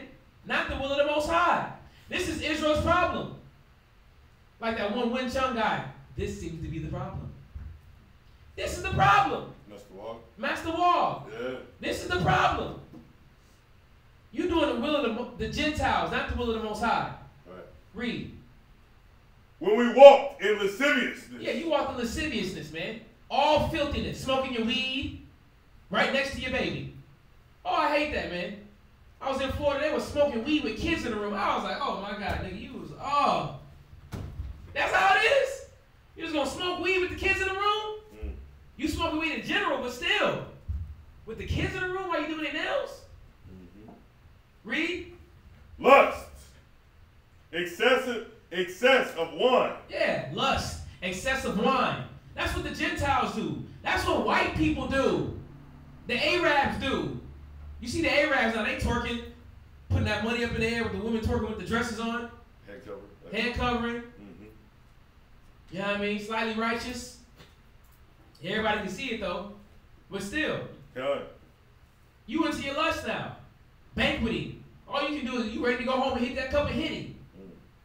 Henny and some ramen noodles. Nigga, that's your life? Henny and ramen noodles? Touch on something tender. Right. Touch on something non-tender. Sad. Or something on Tinder. You're over here texting on Tinder. Read. God, revelings. Banqueting. Yeah, you reveling, man. Parties. Banqueting. That's all you care about. Going to the block party. Going to mi fiesta. Yay! The bandos. Corridos, malando, la vida. That's all you care about. You care about going to the block party where they playing twerk music. She got her hands up on her knees and then her balls on the thigh. I got to twerk like a twerk. That's all you do in life. That ain't the will of the Most High. It's the will of the Gentiles. Read. And abominable idolatry. Yeah, abominable idolatry. You eating pig's flesh behind a tree. Swine's flesh. Oh, I know it. You gotta have your bacon Sundays. Oh, I know it. You gotta have your little menudo. Catfish Tuesdays. Catfish Tuesdays and po' boy. Piece of bacon on top. Oh yeah. Gotta get your oysters. Rocky Mountain oysters. Ooh, aphrodisiac. Absolutely. See? But read from the top though. God, for the time past of our life may suffice us to have wrought the will of the Gentiles. See, all that is the will of the Gentiles, man. It wasn't the will of the Most High. That's what the Most High had. He had a controversy with Israel with, man. He had a controversy with Israel. So with that, man, we're going to save this. And we're going to open that up for the next class, man. Well, not the next class, but Most High willing, whenever that needs to be dropped, we'll go into it more, man, and see just the destruction and perpetual insanity that our people was and is still in.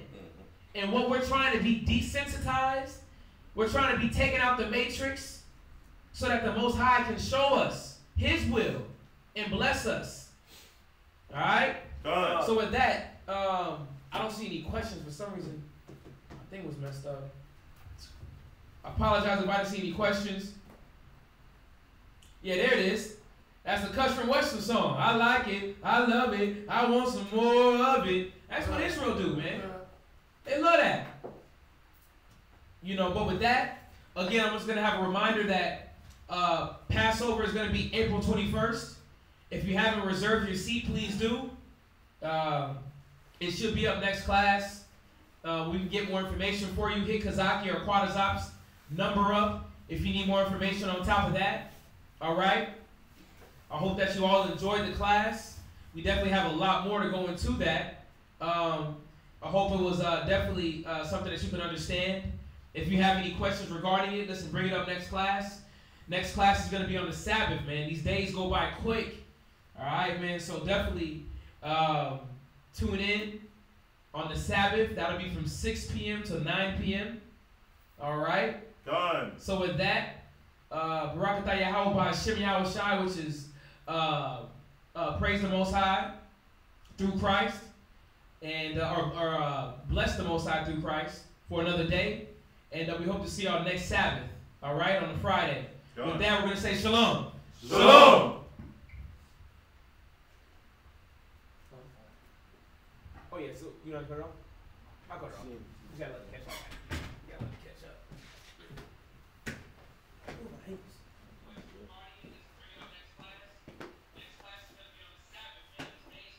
You can come right here.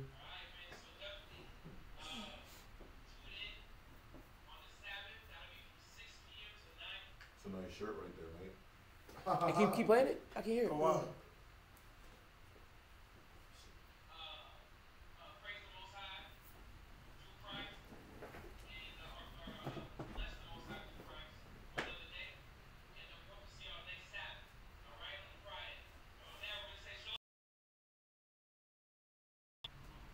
Okay, should be off.